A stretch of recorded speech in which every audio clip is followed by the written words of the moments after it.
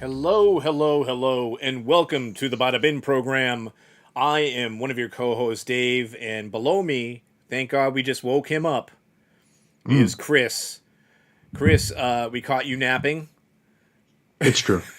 It's I'm true. glad this live stream is so enthralling, so exciting for you that you were primed, ready to go. I Yeah, totally am. indeed. Just shaking the sand out. Yeah, right on. Well, I mean, before we went on air, you did mention Hmm, you were up at 4 a.m. this morning, so that I contributes to was. your It does. yawns, right? Yes, it definitely does. The house might be haunted. Well, So let's hope so. I know it'd be entertaining at Yeah, least, you could right? have an Yep. Airbnb in your own house. Have I could charge yeah, rent. exactly. Yeah. Yeah. To ghosts.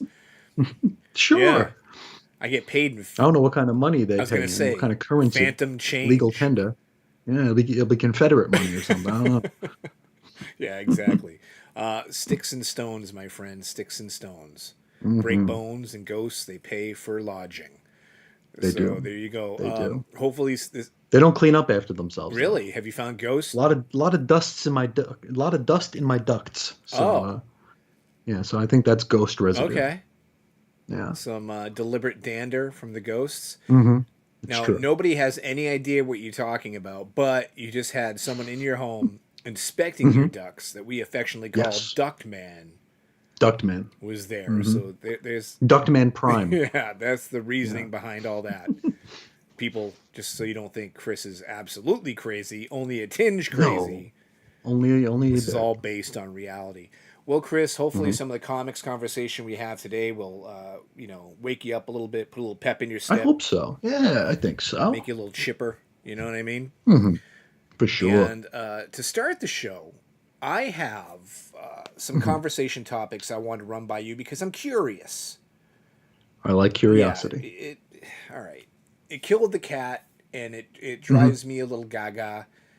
But we both do mail order, so we We look do. at previews, or at least I know I do before final order cutoff happens at our Hmm. respective. I was gonna say like dealerships, like it's for a car. Suppliers. Push him in. Yeah, there Yeah. we go.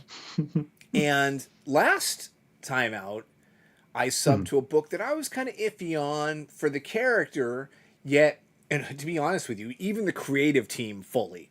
So let's say Gotcha. 50% of the creative team I was interested in, but I subbed anyway, and that was for a book from DC called Aquaman. I've heard of Yeah, him. everybody has, but how many people can truly say they're an Aquaman fan? And if so, who do Hmm. so proudly and loudly?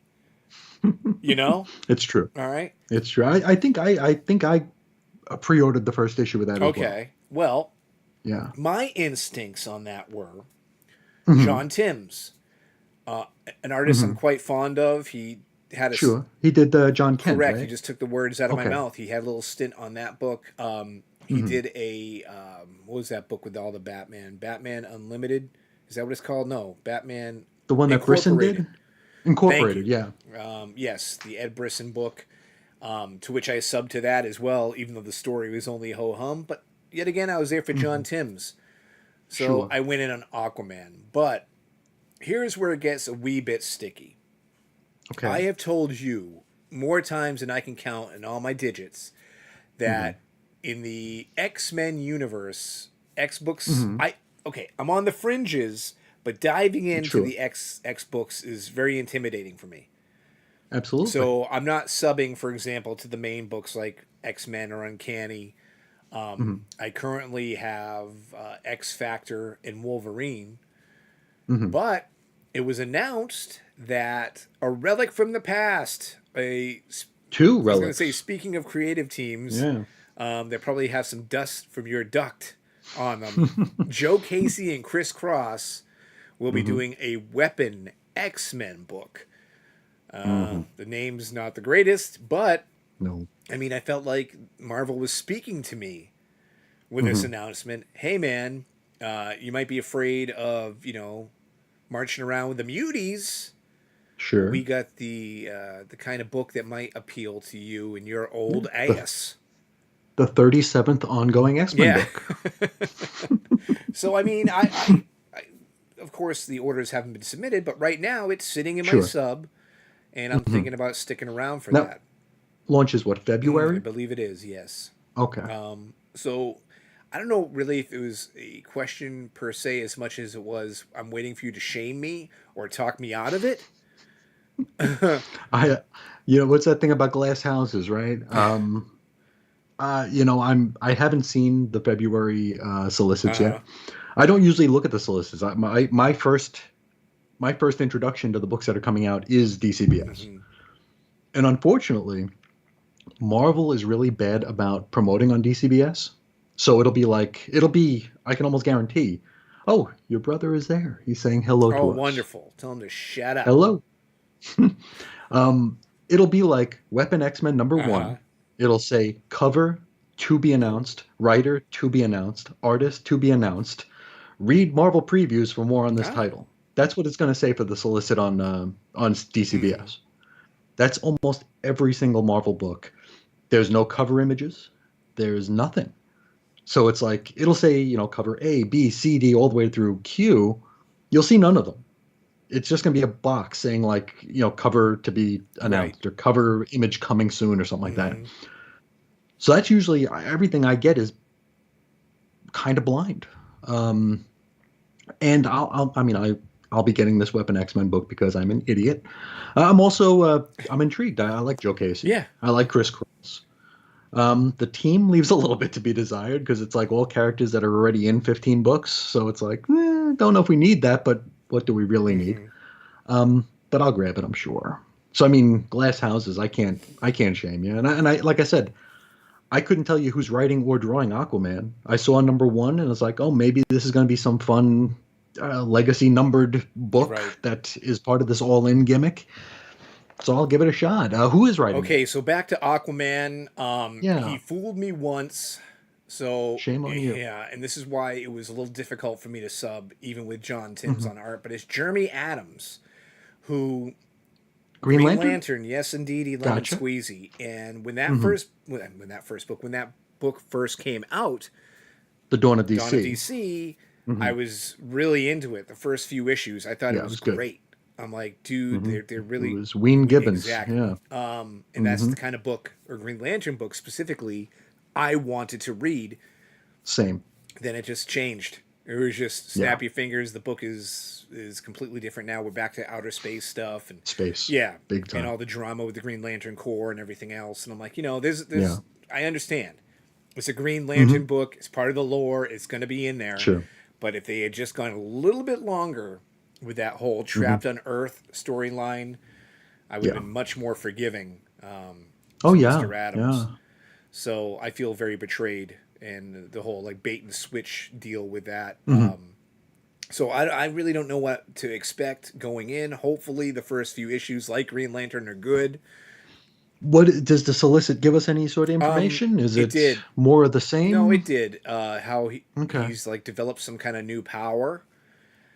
Post absolute. Yes. Okay. And yeah, I can't remember everything off the top of my head, so I can just make stuff up for you, like flippity Hmm. floppity. He Oh, I or love those flippity stories. floppity. Yeah, he suddenly has a new giant seahorse he rides around Hmm. named I wonder if they'll mention that he can talk to fish in it. Hi Aquaman. Yeah, that's the Dr. Katz reference for those who don't know.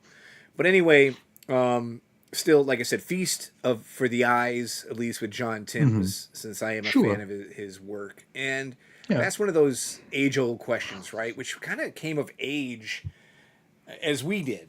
Was Hmm. can you stay with a book just for either the art or the writing, right?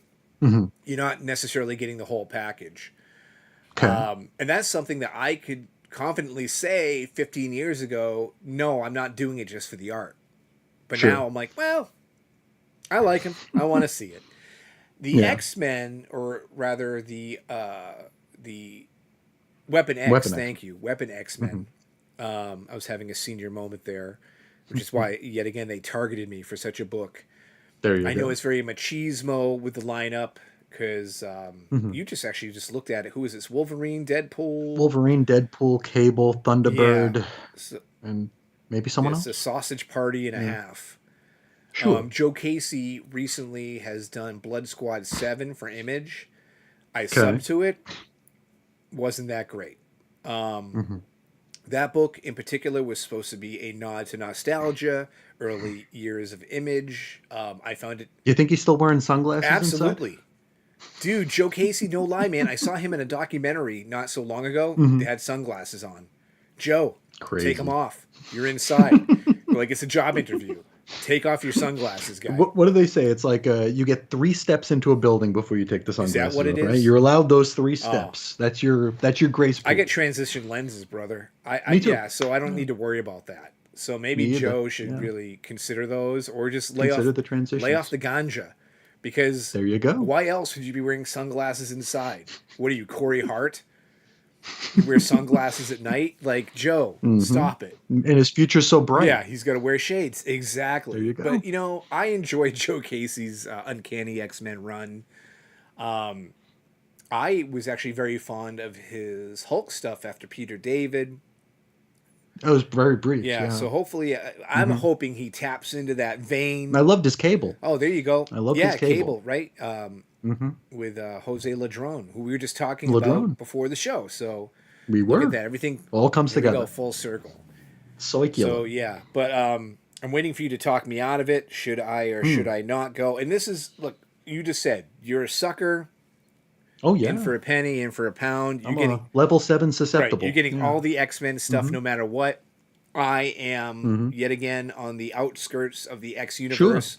Why shouldn't I sub to this book? I don't know. And I mean, well, I just looked at the cover, Mm-hmm. and the word X-Men on the cover is very evocative of Joe Casey's Uncanny X-Men logo, Mm-hmm. which is like, don't do that to me.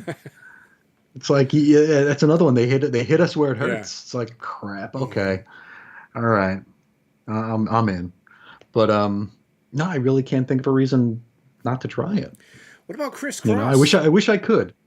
Maybe the old Chris would have been like, don't be a dick, but no, the new Chris is more open to things. Okay, great. You know what? And I'm down Yeah, for that. But I was just saying, what yeah. about Chris Cross? Like, what do you think about his artwork? I was a huge fan of I his. loved him on There Captain we go. Marvel. Boom. Yeah, yeah. Yeah. Um, No, he's always fun. It's very stylized, but it looks super yeah. cool. There's been I remember he did like for a brief bit of time. You remember how Wizard did like the drawing pages, yes. like how to draw, and they like Bart Sears would do like the Brutes and Babes or whatever it Mm-hmm. was. They did a crisscross one where he like for a few months he was doing like he did like a bunch of different Marlows. He did a bunch of different Captain Marvels. It was just really cool. Yeah. And his work is kind of timeless. You know, But it's of a time. It's of a time, but it's timeless. It's weird. I always found it to be so smooth Hmm. and extremely unique. He Absolutely. was very I'm trying to think of the right word here as far as when he drew women, Hmm. because he would draw them very voluptuous, Yeah. endowed, and even in some Hmm. ways like a brick house. You know what I mean? Like they'd be big, True. almost intimidating. Yeah. Hmm. But what I was going to mention was I did take a quick look at some of the preview art. I'm Hmm. not trying to say he lost a step, but I can see a little bit of a softer style being utilized here. Okay. Same could be said with there was Convergence, and God forgive me because I don't remember the exact title. It was a Justice League one. Okay. Actually, no one should forgive me because Convergence wasn't great, but he No. did an issue of that, and I Okay. remember looking at that too, going, I can see it's crisscross, but it's not full crisscross. You know what I Yeah. mean? It's not the same, yet again, Captain Marvel experience. Sure. Sure. But still, I think he's fantastic. So Oh yeah, yeah. dude, Absolutely. I'm in. And you know what? Here's the other thing: is that I just mentioned I didn't really care for Blood Squad 7 too much. Hmm. I think it's because it really dealt with like intertwined government. Was it too Well, meta? no, not even. It was like the Okay. politics inside that universe. You know what I mean? Okay. It was within the group. So it Hmm. was more focused on drama and debate. Like team There dynamic. we go. Thank you very much. Team Okay. dynamics, or even lack thereof, than necessarily Sure. action and adventure. Okay. We're in this being, yeah, macho to the max, presumably, Yeah, and established you characters. know, we get to Yeah, see hopefully just crisscross draw some serious butt kicking yeah, and Joe Casey doing some nice work there. Fingers for crossed, sure. you know what I mean? Yeah. And I do fear that this is the Mhm. exact kind of title that you will see floating around in the dollar bin 6 months from now. Mind you, I mean, that's oh God, I can't think of very many books that aren't. okay, all right, fair It's enough. yeah, It's just that we get yeah, that sweet 35% off cover discount, which makes things more sure. enticing, Yeah, especially when a you're little going to bit more sub. Yeah. palatable for sure. Yeah, But even then, when you go, well, I can get this for $1 if I just hold my horses yeah, there, man. You know. for But sure. still, I think you did a terrible job trying to get me out of this Talking you mess. out of Yeah, it. get me out of this mess I'm in. Shame. Yeah, with Weapon X Men. I keep wanting to call it Hmm. Uncanny Weapon X Men, probably because of that header. That's coming out Yeah, soon. That's going to come out soon. yeah, That'll be in botch. July. Yeah, Yeah. there you go. But yeah, sub Then we decisions. have Weapon X Force, Weapon X Factor, Weapon X Caliber. They're all coming Right. out. I'm glad you just spoke really fast and ahead of me because I tried to say the word sub decisions and I Mm. fumbled it and I sound like a drunken I don't even know, like a Mickey Rooney or something. It's like sub decisions. Sorry, sorry. Sasha fresh. Sasha So Fresh. yeah. All right, well there we go. Those are the couple books that were Yeah, on the fringe for me, and now I'm going sure. in, baby.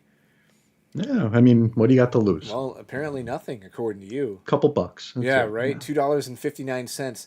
Actually, I don't Hmm. know how much the Marvel book is. It's probably going to be six So it's gonna bucks. be like a well no, I thought it was gonna be like well maybe. Yeah, $6, five ninety The nine. you the Marvel number ones have been 5.99 for a bit. So for me A lot of them and have you been that'd be like what, 349? about that. Yeah. Give it no three Unless fifty nine. unless No, uh, 49. unless our respective dealers have 50% off for number ones. I No. know DCBS does that sometimes. My Oh, okay. They'll do like specials for number ones sometimes where it's a full 50% yeah. off. Not happening in my So I think I got universe. yeah, I think I got like Uncanny X-Men number one for like 350 Ooh. because I think that was $7. What? Yeah. What are people even thinking, man? I'm telling you, you know, Mm. uh maybe I'll save this because I'm going to talk about this book in a few minutes. But Sure. still, like I'm looking at the paper stock, I'm looking and I go, man, they charge this much for an issue, and I'm Hmm. like, this is like more than what it costs to buy Time magazine, you know? And, well, I mean, let's think even like 15 years ago when Time magazine actually had like writers and stuff like that, and like a It wasn't just AI yeah, aggregate. exactly, it wasn't just clickbait or something, you know? And they had a reason, they had salaries to pay, so that's why they charged all this money Sure. and They'd overhead. you know, Yeah. reporters and journalists in the field and traveling to weird like countries and stuff. Freaking comic books, all they get is Kurt Busiek at home shoveling chili dogs down his freaking trout. Gullet. Yeah, exactly. It's funny that you mentioned the paper stock though, because that was always the excuse back in the Yeah. day. If like even like a when like the X-Men comics went from like $1.95 to Mm-hmm. $1.99, 4 cents. It's like paper quality. Okay. Now we're jumping up like $2, $3 at a time, and it's like, eh, eat it and like it. Baxter stock be damned. Mm-hmm. So I was Mm-hmm. distracted because I'm a little congested, and I There's dust in your yeah, there ducts. is, there really is, and now there Yeah. yeah, and I just breathe through my nose and it sounded like a whistle, and I was thinking, Mm. geez, I really hope that didn't get picked up I on the didn't hear it. live stream.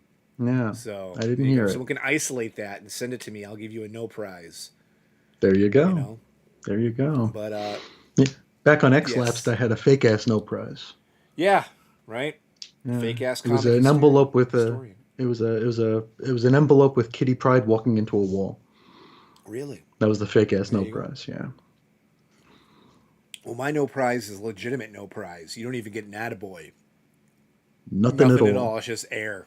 There you go. Not even a kick to the nuts. That's Just nothing. nothing. You ain't getting Yeah. nothing. No pats or rubs on the belly. None Mm-hmm. of that stuff. Hey. So Mm-hmm. hey, He don't work here no no. more. All right. So moving on. Last episode, I teased my fat stack of books. Didn't Yeah. get through them all because I'm a Mm-hmm. human being. No, it was a holiday week. I mean, it was busy Right. times. I got things to do. I Yeah. got a life to live, man. Domesticated Mm-hmm. dad duties. Hell, I'm doing laundry right now. Multitask. I'm the best. What can I say? I'm just Mhm. great at what I All do right. with this dad stuff. But I did Hmm. get into a few books, and I was wondering if I could have the opportunity to talk about them. The floor Oh, is really? That's yours. wonderful. Okay. Well, Hmm. first up, I have them conveniently over here to my side. Nice. I want to bring up a book that has gotten a lot of play on Wilds. on the Bada Bin show, and that is World's Finest. Hmm. Now, this is World's Finest number 33. And mind you, not everything came out this week. We do, Hmm. yet again, mail order. So Yeah. I do mine every 2 weeks. I believe you do yours monthly. Monthly. So, Yeah. there's a little bit of delay in there. But No legacy number on that, right? this one, no. No. Okay. I didn't know if they were going to try to lump it in with the world's finest from the Silver Bronze Age. No, it's interesting, though, because who would be clamoring for that except for someone like you? That's For it. Just World's me. Finest legacy numbering, right? Hmm. I want the Marvel Previews legacy numbering. You wouldn't be able to see it on DCBS anyway. It's true. TBD. That's your numbering that you And get. Now, World's Finest, they've been in this Eclipso storyline. I'm sorry, what number This is was it? 33. 33. Okay. And they've been, I want to say the last 3 issues, 4 issues, it's been this Eclipso storyline. The new Gotcha. artist on the book replaced Dan Mora, I'm More. sorry. Yeah. And his name is Gutierrez. I think his first name is Adrian. He was actually doing the Hmm. Blue Beetle book for a while. Very Okay. manga inspired Gotcha. art. Not totally Hmm. crazy about it. Hmm. And that's not a point of complaint for me here with this. Okay. What I would like to say and express the most is this entire thing, this entire storyline, which is intended as a crossover between the Justice Hmm. League and the JSA, is a Hmm. mess. A Hmm. sloppy friggin' mess. Yep. Dude, Wade, slow down, guy.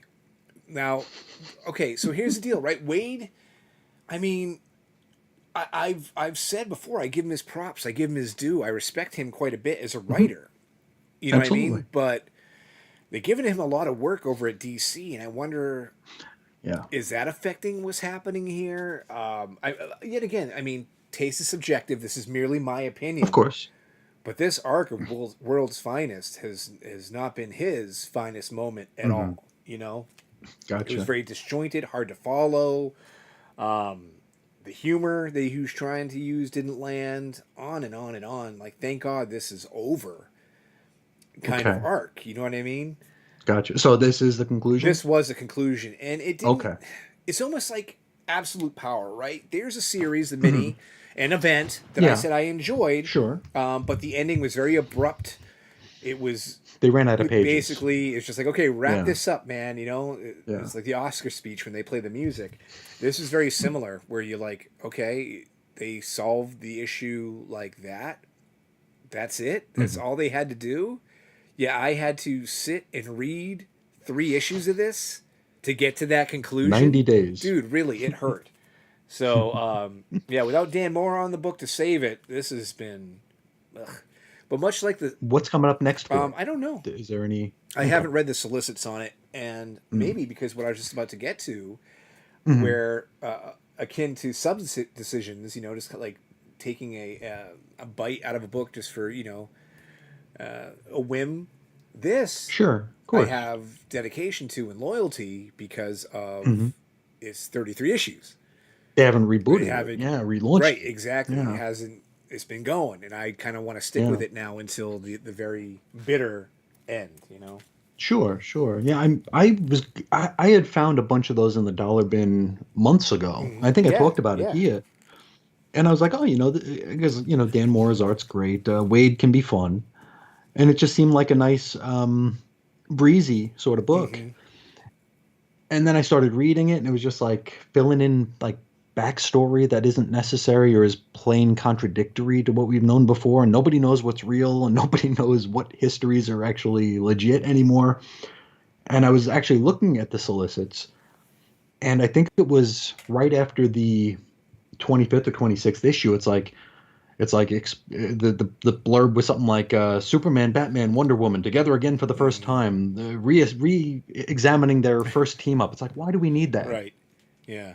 And that I stopped ordering it at that point. I'm like, Well, we read you that. did just ask me what the future holds for World's Mm, Finest, and I said I don't know. But on hmm the last I'm sure it's page, more. they Yeah. did say next issue: Ace the Bat Hound and Robin, and Mm, I think it's Supergirl or something. So, hoo yeah. ha! You all buckle your seatbelts for that one, okay? Hmm. And yet again, Mark Wade, he's decent. I like him, but Of course, not yeah. great at all. Mm, But I continue. So, sure. in the theme of being on the edges of Marvel's Merry Mutants, I took a Hmm. gamble on Wolverine. And now Hmm. this one is written by Ahmed. Yeah, Saladin Ahmed. Saladin Ahmed. Thank you for saying his first name properly. Hmm. I can't say anybody's name. I really I can't. have trouble with that as Dude, well. for real. That's our Yeah, northeasterners. exactly. The Yeah. artist is named Cocolo. Hopefully I got that right. Oh, yeah, yeah. He's a decent I know artist. I've said his name a bunch of different times, a bunch of different ways Oh, on X Lapsed okay. for All sure. right. Well, Yeah. this here is issue 3. Hmm. It's okay. Hasn't been bad. Hmm. I think my number one issue was one of the solicits was like issue number 2. You can't miss it.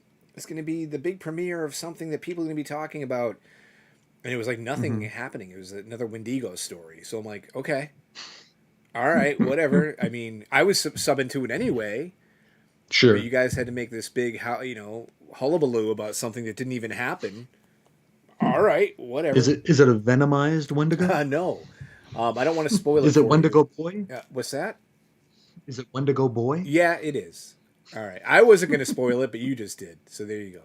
And have you There we read go. this yet, or No. okay? It's not specifically It's on the pile. okay. It's on It's the not pile. specifically Wendigo boy, but a boy. Oh God, you're not kidding? No, I'm not joking. Okay. All right. I'm not going to say any more about that. All right, buddy. You just calm down, Chris. Take it I'm easy. calmed down. But 3 issues in to be honest with you, I wasn't super impressed with the first issue, but slow Hmm. burn is Sure. not too bad. It is kind of like Okay. you know how annoyed I get with Batman when writers just use the "I'm Batman" to solve every problem. Of There course. is something to be said too when writers just keep using like this Wolverine fighting his feral form or Yeah. instincts, and Hmm. it constantly being repeated and brought up like. Well, I think I mentioned this last Mm, week that I wanted us to discuss Arrested Development in mm-hmm. comics, like series that can't get out of their own True. way and just keep rehashing the same thing. I think that's definitely a conversation to have another time when we're more prepared Yeah, for it, sure. because so many of these books are just rehashing the same Yeah. story, and I mean you can't really fault them for it. These are long running stories, or series, franchises. It's Yeah. hard. But we get it. Wolverine hangs with Hmm. wolves. He poops in the Hmm. Yeah, woods. We understand, okay? There's a little. just like the Pope. Yeah, right. And I'm going to make a proclamation. I'm going to say something about this book Hmm. that, and I can't give credit because I don't know if this guy's actually the person behind it, but the coloring on this book, I was actually kind of impressed with it. Okay. Now I know, now it's all digital and everything else, so Of course. the world's their oyster, so to speak, as far as Yeah, different there's still a talent techniques to and it, stuff. though. But yeah, like certain Yeah, details in the coloring, I actually had to sure. stop and look at it again. I'm like, wow, that's pretty Mm, gosh darn good. But overall, nice. this is on your read pile. I would suggest you It start is, digging yeah. into it. And given the latest volume number 87 of Wolverine to try, I can't even begin. What's the legacy? 395. Yeah, I think it's volume Is it 9. volume 9? I'm surprised it's that I low. think so. Yeah. I really am. I think Deadpool's on volume 11 right now. Really? Get out Hmm. of Dodge. Holy moly. Yeah. I think the most recent Punisher was volume 13. Really? Wow. I Yeah. don't know, man. It's so impossible to keep up with the Yeah. different volumes and stuff. I just think they're It's shooting crazy. themselves in the foot with that. Like, Hmm. but anyway, yet again, maybe a topic for another time. As we famously For always say, sure. put a pin in it. We'll get back to Put a it. pin in it. Put a chili dog in Yeah, right. Sure. Jam a chili dog in that one. Now this, it.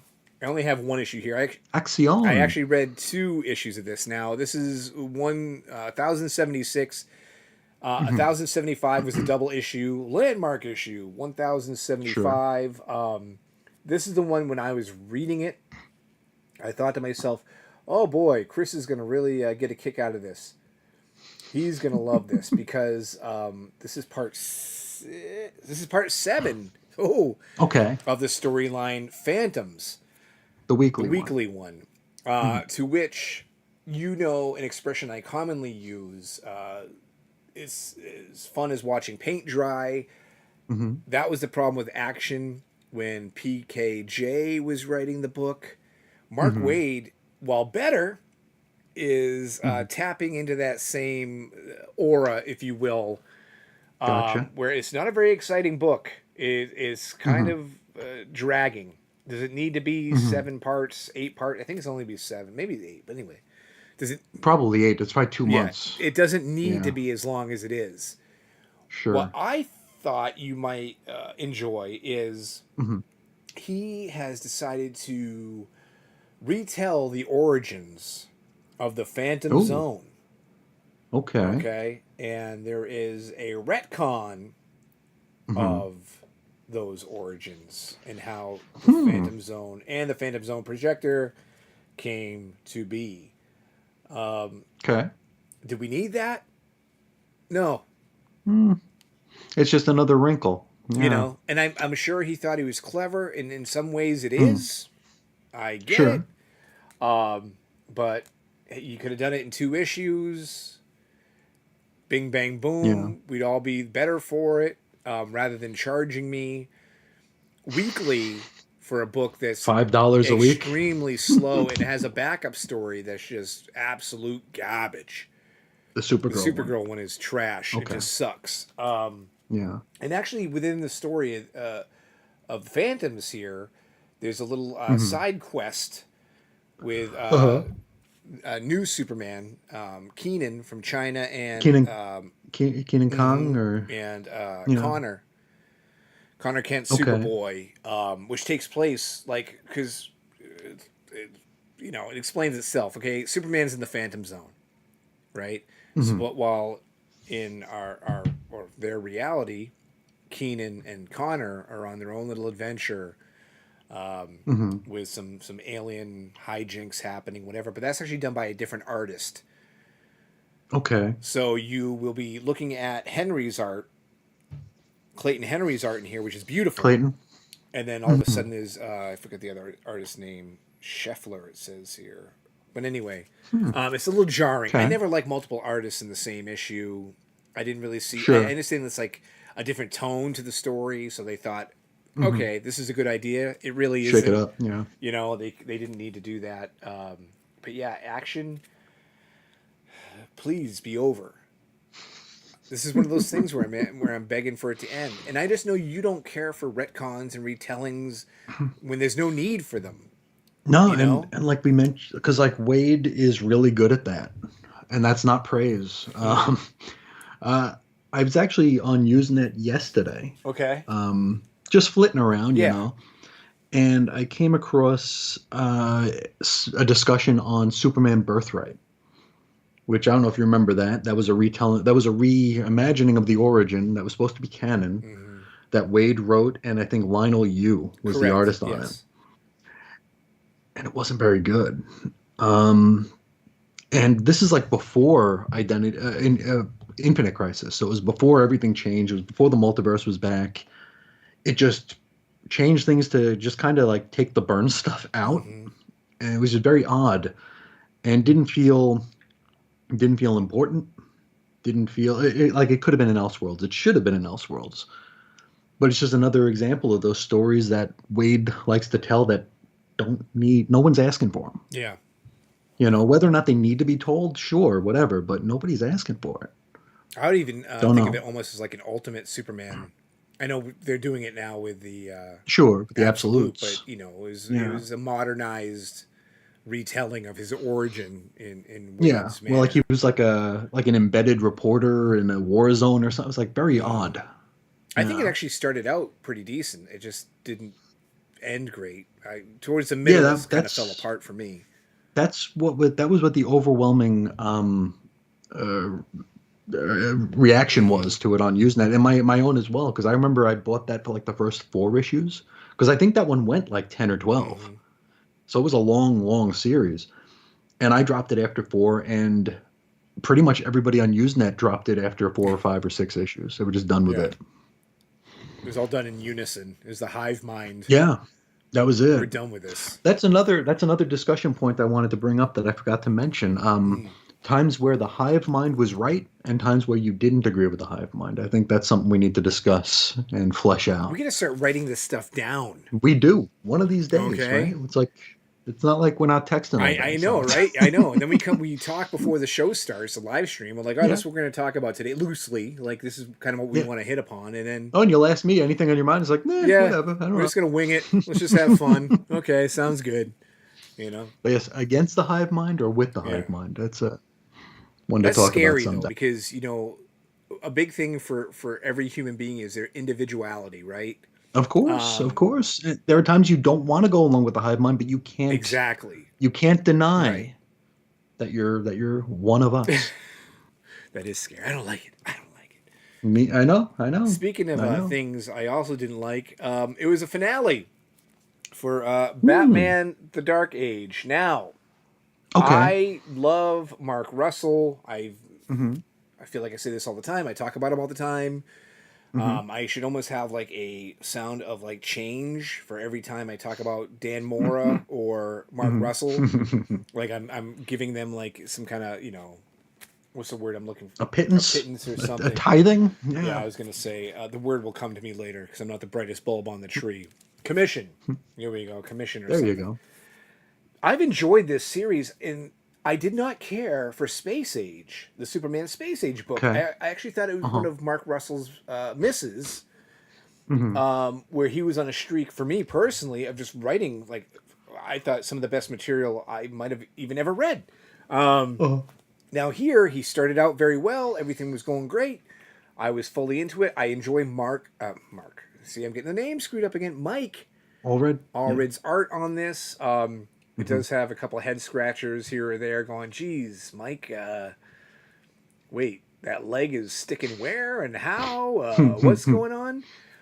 And where I had mentioned, for example, the end of the World's Finest Eclipso arc was rushed. Hmm. And we said the same thing about Absolute Power. I don't Hmm. feel like this was rushed. I just feel like it wasn't Okay. conceived or planned out particularly well. Okay. It felt very loose to me, Hmm. a little too convenient. And one thing about Mark Russell's writing is it's always like allegories for things and poignant moments and stuff that kind of Hmm. hits you in the heartstrings and it feels like he's talking to you personally as a reader. This Hmm. finale didn't have that. Okay. So he doesn't come with those elements that are just really key to his writing. Hmm. It just misses the mark, man. And this pun Gotcha. intended, I guess. And unfortunately, this finale for Batman Dark Age just was a miss for me. So, Gotcha. I mean, I don't know who I'm talking to here who might have been like, well, I didn't pick up the entire series, but now Dave raves about it. I really want issue 6, I mean, you've Hmm. been reading this if you have, you've been keeping up with Of it. course. It's just, yet again, my 2 cents on the series that to be honest with you, I didn't think I was going to sub to because of my Hmm. disappointment with Space Age, So Gotcha. I was pretty shocked and I'm like, dude, this is totally different for me personally Hmm. than what Space Age was, even though it's all in the same universe. It all has to deal with Pariah and Crisis on Infinite Earths. Hmm. Spoiler alert. But yeah, unfortunately, not so hot. But Mm. I do have the rest of my stack here from last week that I have to Hmm. read. But I do want to bring something up because despite the fact I had praised it, issue 1 that we discussed it, I haven't had a chance to read issue 2 of Absolute Batman, but you It's one of the weird have. times where I've actually read something you haven't. Exactly. You got to it before Weird. I did. So Hmm. that being said, you kind of want to describe this and any of your other reads that you've been kind of diving into Oh, lately? I can. I don't have any of them with me, Oh, come on, man. but yeah, Show I and don't. tell, brother. I know. I could. We can CGI it. Okay. You know. Yeah. But The end is no, nigh. it is. No, I enjoyed Absolute Batman #2. Uh huh. Um, it's it feels like we said this before. It's very evocative of the Ultimate Universe. Right. Slow burn, slow burn. Some things are different just to be different, but they work. They work, and the art's nice. A nice, chunky booted Batman. It's pretty cool to look at. We get some familiar characters in very, very different roles. So it's a lot of fun to be had in that book. I'm looking forward to more of it, and I feel like it's one of those books where, just like the Ultimates, it'll be so much more satisfying to read it all at once because it is slow. It is a little bit slow, but it works. It's good. What else have I read here? I've been dipping into the all-in books here, which is an odd sensation to actually read the stuff I'm buying Yeah, it's great. because I never do that. It's like I buy shit and it's just like sits. Yeah. It's like then it goes in a box. So to actually read stuff, it's pretty cool. Um, I read Green Lantern, the first two issues of the All In Uh initiative, huh. and it's space stuff. And I described this when we were talking in text. It was like the uh, the disparate emotional spectrum lanterns just keep fighting each other because they're different lanterns. Right. It's like there's no, I don't like if you were to take all the rings away, they'd have nothing to fight over. Mm-hmm. And we've been telling this same sort of story for almost 20 years now. Like I'm struggling to think of a Green Lantern storyline where it didn't have to do with one color ring fighting a different color ring, or all the different color rings temporarily putting their differences aside for a big bad. It's just we've been here, which is why when we started the Dawn of DC initiative or whatever it was, and we had Hal on Earth, it was so refreshing because it was just different until like issue 3 when it wasn't anymore. And then we went into Night Terrors and all Yeah. that kind of stuff. But that's going to be a hard one. Even in reading the 2 issues, it was kind of difficult. Mm-hmm. And I remember, I feel like every Green Lantern writer really, really, really wants to tell a Mogo story. Yeah. I mean, because Alan Moore did Yeah. it. Sure. So it's like, I'm tired of every issue of Green Lantern's like, Mogo. It's okay. It worked once. Yeah. It worked once because we didn't realize he was the planet until the very Yeah. end. Right. That was the one and only Mogo story that needed to be told because it was clever. It was like, oh, okay. But it's like, it reminds me of like The Watcher. It's like you want your story to look like it's important, make The Watcher stare into the sky. Yeah. Right. You Yeah. know, it just feels like that. I didn't hate it, but it was kind of dull Yeah. because I'm not the target audience for it. The space stuff. And that's Um, weird, right? Because we're talking about Green Lantern. Green Lantern, he's a of space course, character, protector of hmm Sector 2814, of on and on, course, you know? But yeah. what you bring up, too, with the Lantern spectrum, it drives me crazy hmm because your least favorite word in the English dictionary is multiverse, right? Oh yeah, And that's everything now, right? of Everything. We can't. course. You open the box, it's out. Whatever. I mentioned the Hulk drove me insane. When you Oh had the yeah, Red Hulk, you had A Bomb, you had yeah.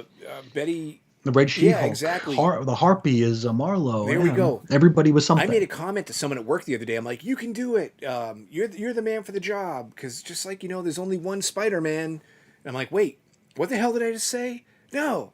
I'm like, "Well, there's only one good Spider-Man." Well, there's a couple good Spider-Men.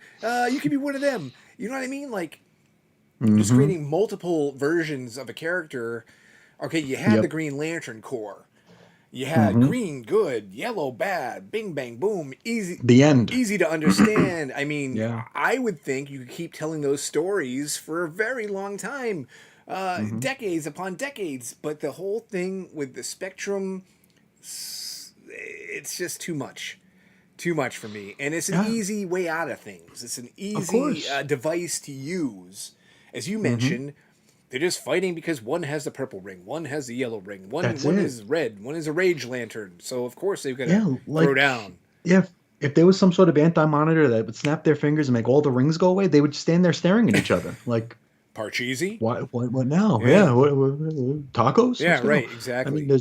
there's nothing to fight over at that Yeah. point, and it's just it's old. Well, It's real old. Which why the Dawn of DC thing was such a. It's like it's just yeah. Hal. Cool. And he's stuck It's on just Earth. Hal. Awesome. Yeah, he's stuck Yeah. here This is the until he 80s all wasn't. over again, man. Hopefully we can get some good backups. Because the backup stories in Green Lantern in the 80s, I remember I really enjoyed them.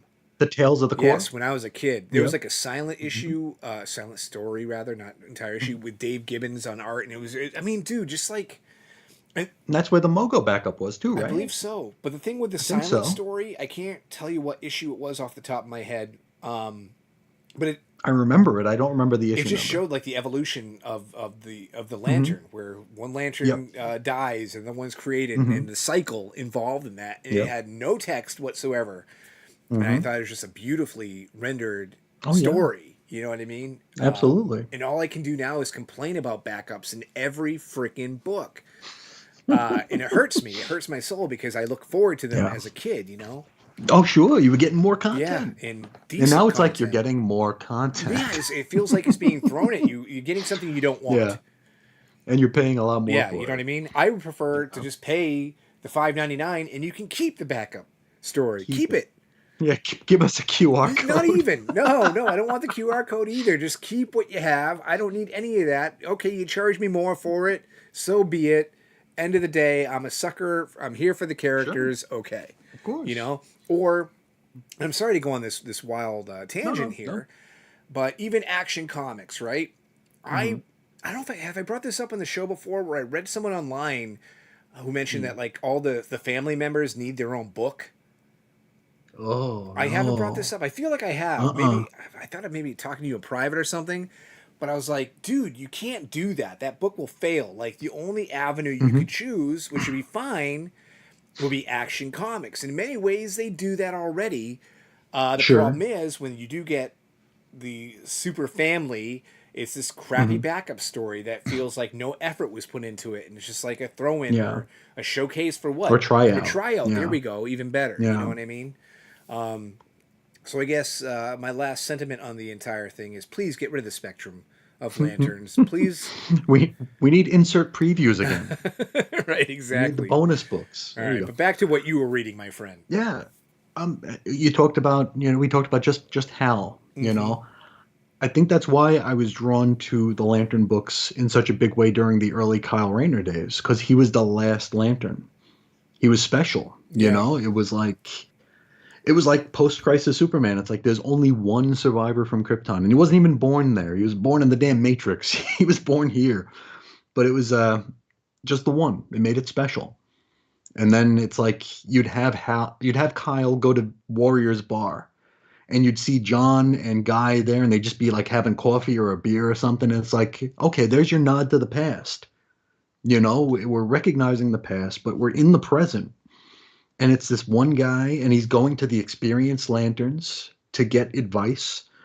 Hal is always looming somewhere, just his legacy or his shadow, and then eventually as the Spectre. I thought those were really good stories because they played with the history. They didn't shun or eschew any of the history, but we only had one guy to follow or one character to follow. It doesn't need to be Kyle, it could be anybody. And it just made it more Right. special. When the ring got crushed, it's like, oh God, there's no more rings left. Well, like even when Hal had his ring crushed, he took Malvolio's. He can do whatever he wants. But I don't know. It just seems like it's so nothing matters. Nothing matters. You know, And in space, it's just hard to care about you had much. mentioned too. Like they just destroyed Thanagar. Oh, really? That's like, yeah, Thanagar's destroyed. Okay. But it's like who cares? All right. Um, just to kind of follow up on something you just said, where one, you Sure. had one, so it was special, Hmm. and I'm all for Sure. that. I get it, but I also understand that that's not the climate we live in anymore, right? Of course not. So, Of course not. And we'll get more into that in my next book. So we'll okay, we'll, great. we'll put a pin in All right, that. Yeah. wonderful. But I was just going to say, I don't have a problem if you want to have 8 billion of this character, but do it Sure. well. Do it right. You know what I Yeah. mean? Don't Mm-hmm. what we just mentioned about the lanterns fighting for the sake of being lanterns. Don't do that. Give Yeah. us something we can sink our teeth into. You know what I Yep. mean? Give us something like that. It's like the Action Comics I was just complaining about, which I'm looking around Yeah. for. It's over there. Like it's not like it's written bad. It's Sure. well written. It's just not very exciting. It's not Yeah. a story that I would want to write home about. Mm-hmm.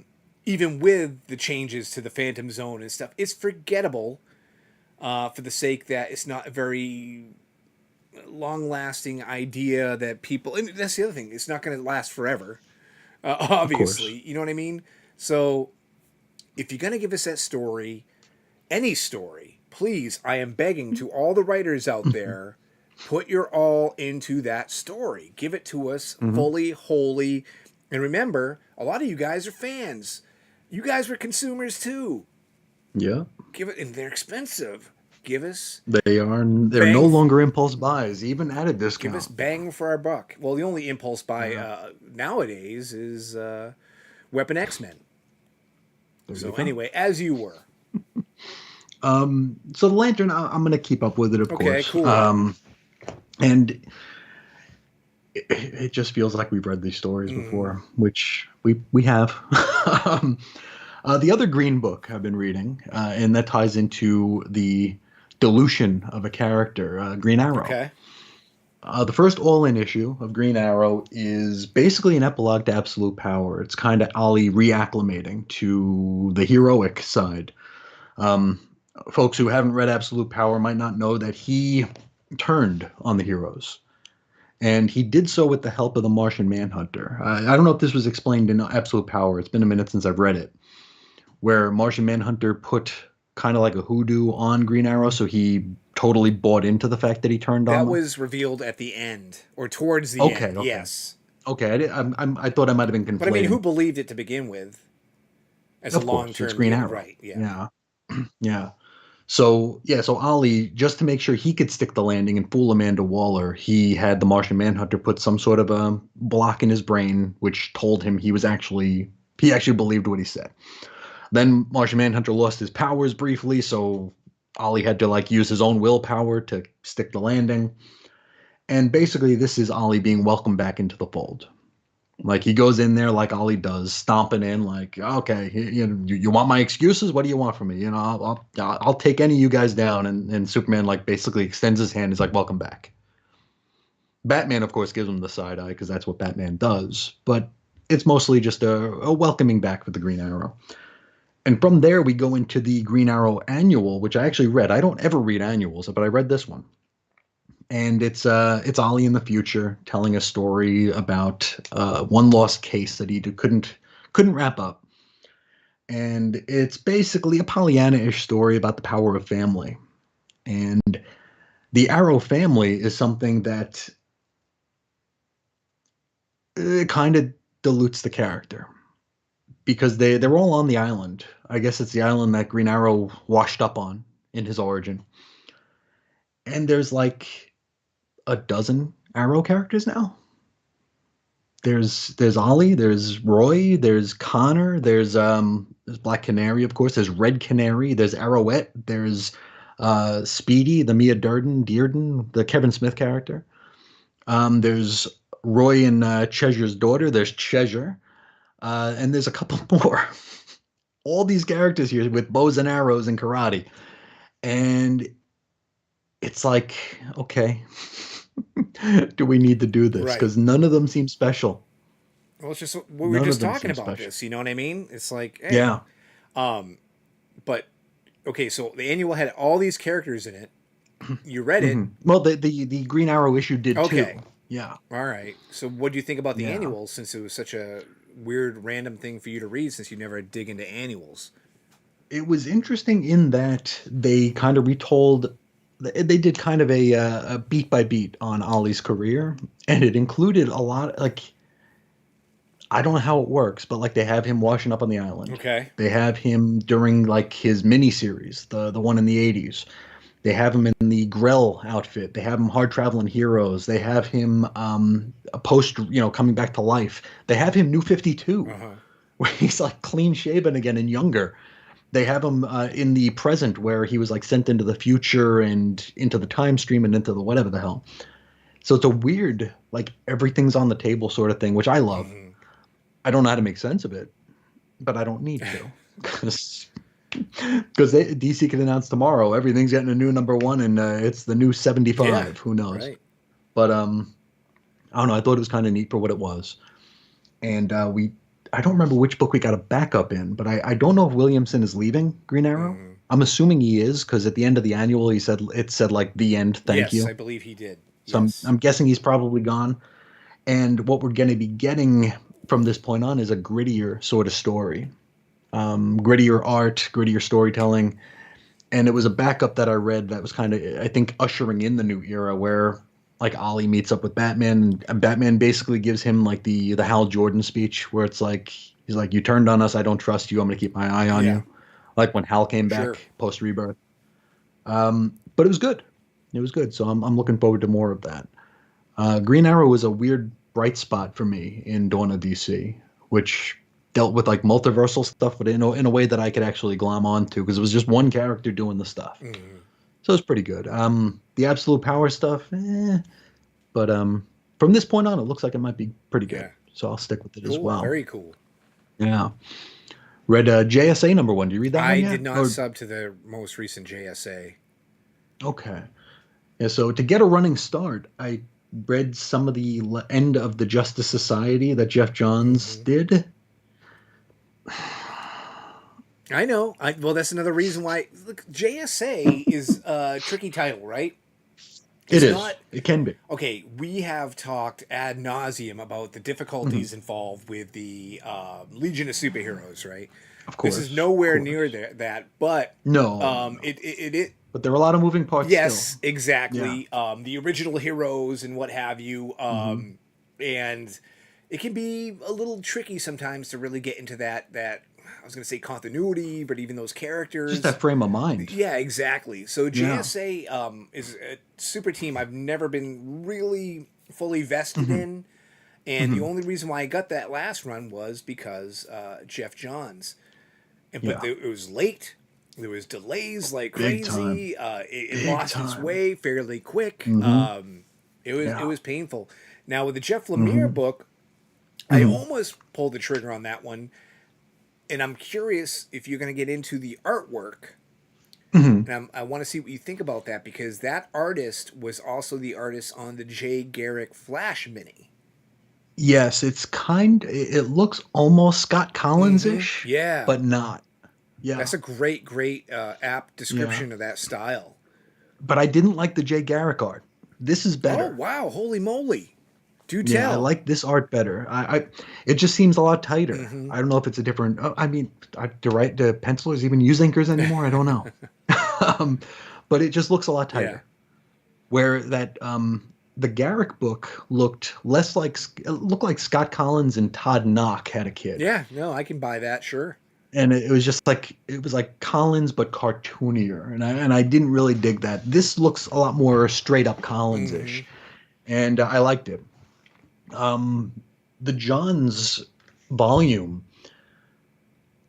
he should have just stopped with Doomsday Clock. That should have been his swan song to DC because Yeah. that was a wonderful wonderful story. It was late as hell, Mm-hmm. but yeah, I read it in one go and I loved it. Yeah. I think I said it here on the show. It like ruined comics for me for a bit. It's like nothing's gonna matter like this matters. Yeah. Nothing's gonna feel as good as this feels. And I think that should have been his love letter to DC and his farewell because this wasn't it. Yeah. No, you're right. You're absolutely right. He was also involved in that Flashpoint Beyond the series. Oh yeah, I forgot Tim about that one. Sheridan and Yeah, Jeremy Adams, coincidentally, were also writers on that. yeah, So I think Jeff Johns is more just like the head, the my plot. plot Yeah, master or there we something. go. Thank you Yeah, very much. And yeah. I thought that was okay. Yet again, it Okay. wasn't spectacular by any stretch of the imagination. Kind of went under the radar too. It did. It did. You know what Yeah. I'm taking from what you had just said when we discussed the art? Hmm. And this is just a random thought. It seems to be the theme of the show for me today. So I'm sorry in advance, but it's funny how you compare this artist to you can say he's like an amalgam of uh, Hmm. artists X and Y. We're Sure. at that stage now in the medium in general Hmm. because if you think back when we first started collecting, right, a Sure. lot of the talents that came out were really unique, and they weren't like, oh, this guy reminds me of Kurt Swan and Sal Sure. Buscema or Sure. something. That didn't exist. You know what I mean? No. Art Adams was Art Adams. There was Yeah. no Rob Liefeld was Rob right, Liefeld. exactly. So now you can Yeah. look at an artist like Nick Bradshaw and go, yeah, he's very Art Adams, or so Absolutely. and so is very Frank Miller, or Ryan Stegman's a bit Adams. Yeah. Yeah. right, A lot of evocative but work the for sure. foundations and these originators came out from our generation, from when we Yeah. first started collecting, and that's very exciting to Hmm. me. And it feels like we were on the Absolutely. ground floor We of were some really just raw, just just seminal beautiful work. styles. Yeah, man, Yeah. holy moly, like Definitely. yeah, like stop the presses, and which would lead me into. And maybe this could be a put a pin in it thing, but when you think about modern artists, is Hmm. there one that makes you go, dude, I can't compare him to anybody else? He's just a true Hmm. blue original. Like there's no mold he came from, or he or Yeah. she came from. Sure. Because even Um, the esoteric ones probably have some sort of roots in Sienkiewicz or something. I mean, there's and I'm sure yeah. if you ask them, they're going to say I'm inspired by such and such. Of I get course. that, Of but I mean, when you course. look at Yeah. it, being a reader of our vintage, you don't have any Hmm. basis of comparison as you would with That's a 99.9%. Yeah, toughie, it isn't it? is. So yet again, that could be a put a pin in it kind of Yeah. A thinker. conversation. Yeah, definitely food for thought. Yeah, for real. I mean, initially off the top of my head, and this is probably I immediately flipped the switch from like he to her. Hmm. I was thinking of someone like Joelle Jones Okay. because I love her art, and I'm like, She did she Catwoman, right? did. She did some Swamp Thing that was freaking out of Hmm. this world. She Hmm. did the. She was at the helm of the Yara Floor Wonder Woman material. Okay. But like, I just love her style. I think she's Hmm. a Oh yeah. talented artist beyond Hmm. compare. But when I look at her art, can I make any kind of connection to something I I grew up wonder. with, Yeah. for example? No. Yeah. But that, of course, would take further thought Of and course. what have you. So there we go. We got episode Bada Bin and episode 80 89. Because Hmm. I used the 89. number Point five. 87 earlier, so I'm trying not to repeat myself. So there you go. What artists have truly broken the mold? Yeah. But anyway, back Yeah. to your comics talk. I'm out. Oh. Peace. No, the JSA is Yeah, that's what it was. Wonderful. yeah, it's uh, I don't know if it's because I admit I skimmed the end of the Justice Society John stuff, and like I don't know if you did you collect that all the way I through? did. Wait, no, Okay, no, so no, no. you I'm saw like sorry. the No, no, 12th. no. I think I only get to like 11. Yeah. Okay, so the 12th issue is basically a love letter to Stargirl. Okay. It's like the 25th anniversary of Stargirl, so it's all about her. And it's got Todd Knock art, which who are we just talking about? Chris Cross. Yes. I like Todd Knock on Young Justice. I loved. I thought he was the perfect artist for Mm-hmm. that. Todd Knock now, still him, but I think that might be the Chris Cross Chris Cross correlation for me. Um, but it was just it felt like just something that was in a drawer. Something an inventory type story. I don't know. So really, not a whole lot of connective Yeah. tissue between the two volumes. But JSA it's a slow burn. The team is together. Jade is in charge, and half the team is lost in time or something, or in some sort of realm. Obsidian's got some stuff going on. A lot of inter-team drama going on. Like Jesse Quick and Hourman are at each other's throats. It's Okay. interesting. I mean, I like Lemire, so I mean he's usually a good time. So I'm there for it. That's written on a few bathroom stalls. Jeff Lemire is a good time. He's a good time. Usually a Yeah, good put that on time. the back of the trade. Jeff Lemire is a good time. Call Bada bin. 555. Yeah. It'll be Ain't It Cool News, the AB Club, and the Bada Bin. Hey, can I interrupt you real quick with another Yeah, question because I just got interrupted? do it. How do your dogs smell? Like Really? dogs. Because my dog smells One of my dogs smells like really. perfume. This freaking mutt who's making her Hmm. Bada Bin debut is Phoebe. This is my Hey. dog, and she just came up to me from a nap, and she Hmm. wanted me to pet her, so I did. And she Uh smells huh. like ass, man. You We. smell like ass. Yes, you do. Yeah. So the reason why I was asking is because you are a very Mm-hmm. loving pet owner, I while I'm am. more casual, who's currently using hand sanitizer after touching his pet. So I want to see if your dogs smell No, one of wonderful. my dogs smells like a dog. One of my dogs smells like lavender. Don't baby powder. Wonderful. I don't know how. It's weird. Like people come over, it's like, why did your dog smell like baby powder? It's like I've never put baby powder on her. Oh, okay. So guests have even made comments Yeah, like, "Hey, yeah. man, No, she smells like powder. wow." Yeah. So I can't even have people over because my dog just smells like, a booty seller. Mm-hmm. But your Mm-hmm. dog smells wonderful. Oh, dogs smell One, wonderful. one of the dog. One of the dogs. The other dog smells like a dog. Okay. Wait, wait. Yeah. So did you describe three different scents? Powder, No, there's lavender. two. Lavender and baby powder Oh, on one. okay. That's a combo. Then the other one is just a dog. Okay. Yeah. All right. Yeah. Okay. Enough about that. I'm sorry, but she was like, pet me, human. Yeah, And I'm like, you got to do that. okay. Ooh, somebody be ripe. And I haven't taken her to the groomer in like a couple months. There you go. So, Needs them glands oh, expressed. don't let's not talk about that today. That's not a save for later convo. That's a No. bury it. No, put it. We're not going to put a That's pin a in set that it one. on fire conversation topic. So anyway, Might smell worse. Justice Society of America, Jeff Yeah. Lemire, have a good time. Everything's good. You're gonna be into the book. You're gonna keep subbing. You Hmm. dig it. Yes. Okay. Yes. Now, another book I read that I didn't really care for so much Hmm. was Flash. Okay. The All-In Flash. And that's They're in Scataris with the Warlord.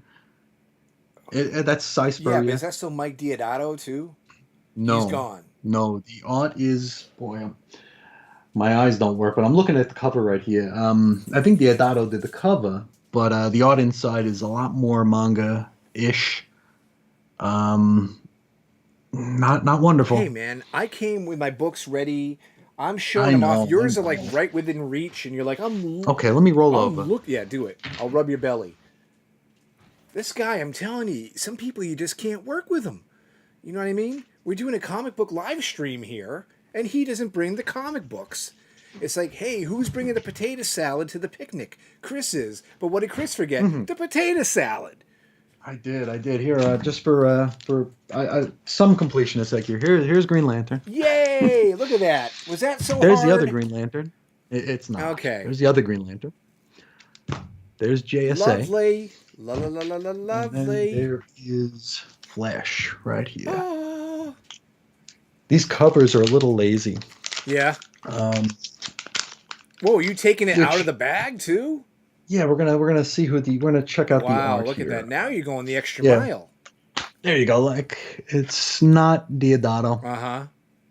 Yeah. Well, I'm not a big fan of Diodato nowadays. Anyway, I've gone on record. I think he even though the art is original, he really Mhm. just mimics what he sees on television. He's like, hey, Okay. Yeah, the cover is Diodato. okay, It's signed. yeah. But He's like, hey, look at that actor. I'm gonna completely copy that actor and put him in the book. who was he? Gary Frank? No, no, no. But I'm telling you, man, and don't besmirch the name of Frank in front of me, my friend. But it was. Who was he? Greg Oh, there Land? you go. That might be more accurate. But when he was like not all robots, which was also a Mark Russell book, it was there Uh-huh. was a character in there who looked exactly like Michael Douglas. I mean, to a T. It's like Mike Hmm. Diodato was watching the Michael Douglas movie Falling Down when he did this book, and so much so, I made a comment on social media to Mark Russell. This Hmm. looks exactly like Michael Douglas from Falling Down. He was like, "Gee, Hmm. you're right." So There exposed. you go. Yes. Out. Well, thank you out. for showing off those covers. That was Yes. wonderful. Now, one Yes. book that you didn't showcase there, but you have talked to Hmm. me via private, encoded secret text, Hmm. was Hmm. Nightwing. Oh So yes. please, Yes. because I was reading the Tom Taylor stuff, which I thought was up Hmm. and down. I know it was It was. Eisner Yeah. Award winning, heralded Of Nightwing, but I course. thought it was it had its moments, you know. I got six Eisners on the Do shelf, you so really? yeah. All right. For excellence in podcasting, um, Okay, for negligence in podcasting. that's more like it. Uh, no, the Taylor run, it was up and down.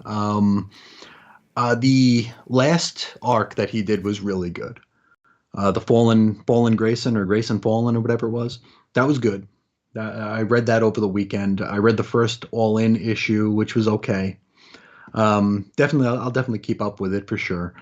But this week I went to a Black Friday sale at a comic shop last Black Friday, right after we recorded actually.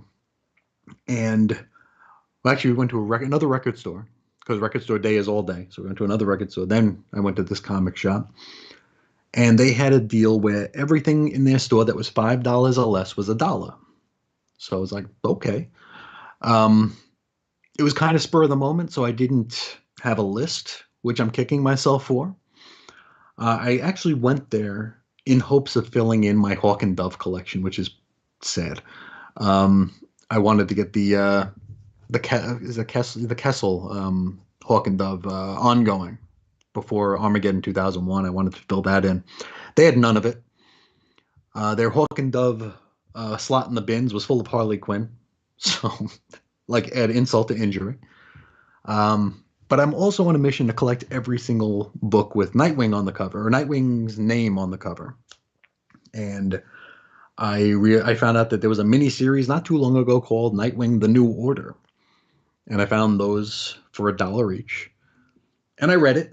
It was written by Kyle Higgins. I don't remember the artist. It's I guess we could call it an Elseworlds. It's not in continuity. Wait, is that the one where it's like post Superman or something? He's the lead superhero, or But he actually is in charge of taking down all the okay, all superheroes. right. Because I vaguely Yeah. remember that series when it got released. Like all the covers look like propaganda Yes, posters. indeed. Yeah. And I mean though they're cool looking. They're really cool looking. Eh, I think it was supposed to be like a Dark Knight Returns for Nightwing, and it wasn't. I mean, I'm not a huge fan of Dark Knight Returns to begin with, but this was just eh. Like it didn't feel like Dark Knight Returns. It's definitely of its time, but there is a timelessness to it where this feels like it's of its time. Like Lois Lane is a Blue Lantern in it. It's like the Titans are Lois Lane, Starfire, Beast Boy who doesn't have any powers, Cyborg who is I don't think he had any powers because there was this thing with the government shutting down powers because something happened in Metropolis that they were vague about, Okay. um, where just powers went off the rails. So the government's dampening all these powers. Nightwing is put in charge of this. Then they find out Nightwing's son has powers, so Nightwing goes on the run, but he's still a dick. No pun intended. Okay. Where he's against the heroes. He's captured. Then the Titans free him, but he still hates the Titans. And he was married to Starfire. They had the kid together. And like Dick is a dick until like the very last page, where it's like, oh okay, let's make everything good now. Found Jesus. Pretty Yeah. much, pretty much. Because like they go to Metropolis and like Superman's there, but he has no powers. He's working alongside Lex Luthor, trying to get his powers back. They finally get the powers back by using Nightwing's kid, but then Lex Luthor reveals, like with 5 pages to go, oh, I put a bomb under the city. Oh. So it's like, oh no, there's a bomb under the city. Then so Superman and Dick Grayson's son have to like lift the city out of the water. Uh-huh. And then like the bomb goes off, but nobody dies. 0 people die. And then Nightwing comes around and he's like, "Oh, heroes are good."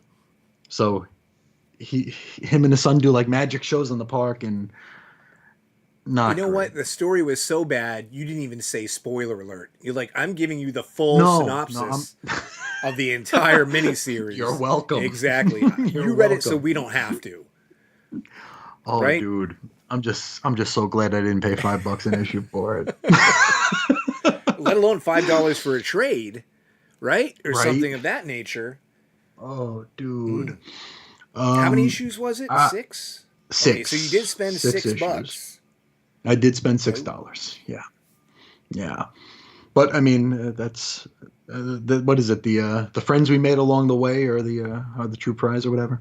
Um, I read the latest issue of Batman and Detective because Detective is finally out of the grips of Ramby. okay, yeah. Tom No more Taylor, Gotham right? Nocturne. Tom Taylor's there Yeah. now, and the story he wrote is good, and it's one that I can't believe hasn't been told before, if in fact it hasn't. Whoa.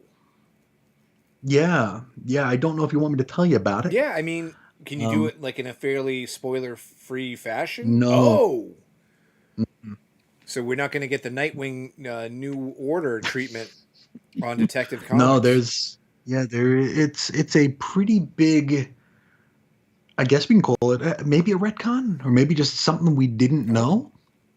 okay. Well, then Yeah, save so I it. don't know if you Save want me to it. go into it. We'll save it. We'll save it.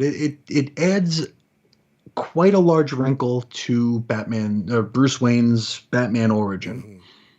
Mm-hmm. And it's one that it's either very clever or it's one that is very trite and has been done a million times because it seems so obvious. You, you, But I don't think I've ever yeah, you read it. can't recall ever seeing it before. No, no, Huh. but it's one that'll be interesting to see play out. So if anybody's on the fence about Detective and was terrified by the 38,000 part Gotham Nocturne story, Yeah. it's safe to come home. This is It's good good. you brought that up because I'm complaining about the Phantoms storyline in Oh, action. the yeah, going 9 issues or eight Yeah, issues. and then yeah, Yeah, Nocturne. Nocturne. Whoa, heyo. Nocturne. I think, without exaggeration, I think it went over 30 Mm-hmm. parts.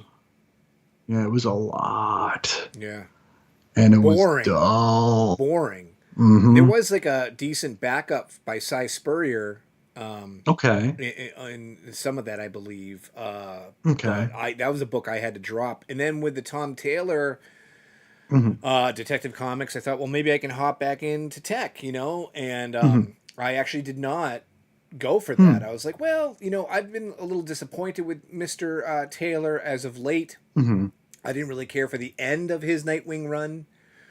Did you read all of Paul and I Grayson? didn't read the last. I stopped in the issue that has like Dead Man on the cover when he's in. Okay, where he goes to Nanda Yes, Parbat. exactly. Okay. But the thing with me was, and this, I guess, earmuffs if you don't want the little minor spoiler Spoiler. towards the end of Nightwing. But he can't jump anymore. He's got stuff going on. Hmm. Then he goes to find himself. So someone's going to fill that void. So who Hmm. else can it be but Batty himself donning Nightwing's, tights That was a little too cute. and patrolling the streets in his stead. And I was like, I don't know if I'm That crazy. was a little too Yeah, I know. cute. And it was Yeah. supposed to be the big reveal Yeah. that Batman's squeezed his In the Nightwing ball togs. bag into the togs. Yeah, exactly. You know what I mean? So and even then with Tom Taylor, like I loved the Son of Kal El. The first Hmm. 5, 6 issues I thought were fantastic. Issue number 2 of Hmm. that run is one of my favorite Superman stories. Okay. There's a passing of the torch issue, Hmm. which of course, as we all know, did not last. But at the time when you read it, you're Sure. like, this makes sense. This is viable. Hmm. A lot of people can complain about legacy characters, and me and you have Hmm. had private discussions about our feelings Sure. on it. But with issue number 2 of Son of Kal El, I was like, this makes sense to me. This could work. I Sure. understand this now, and but that the No, end of that where they run, went wrong with that, what's up? where they went wrong with that is they should have just made it Superman. Yeah, true. They didn't need the son of Kal-El. They should just continued with Superman. Well, I mean, the book didn't I last. mean, they did it with Mon-El Mm-hmm. when Mon-El took the role of Superman for a bit True. during New Krypton. Mm-hmm. It was still Superman or Action, whichever book it was in.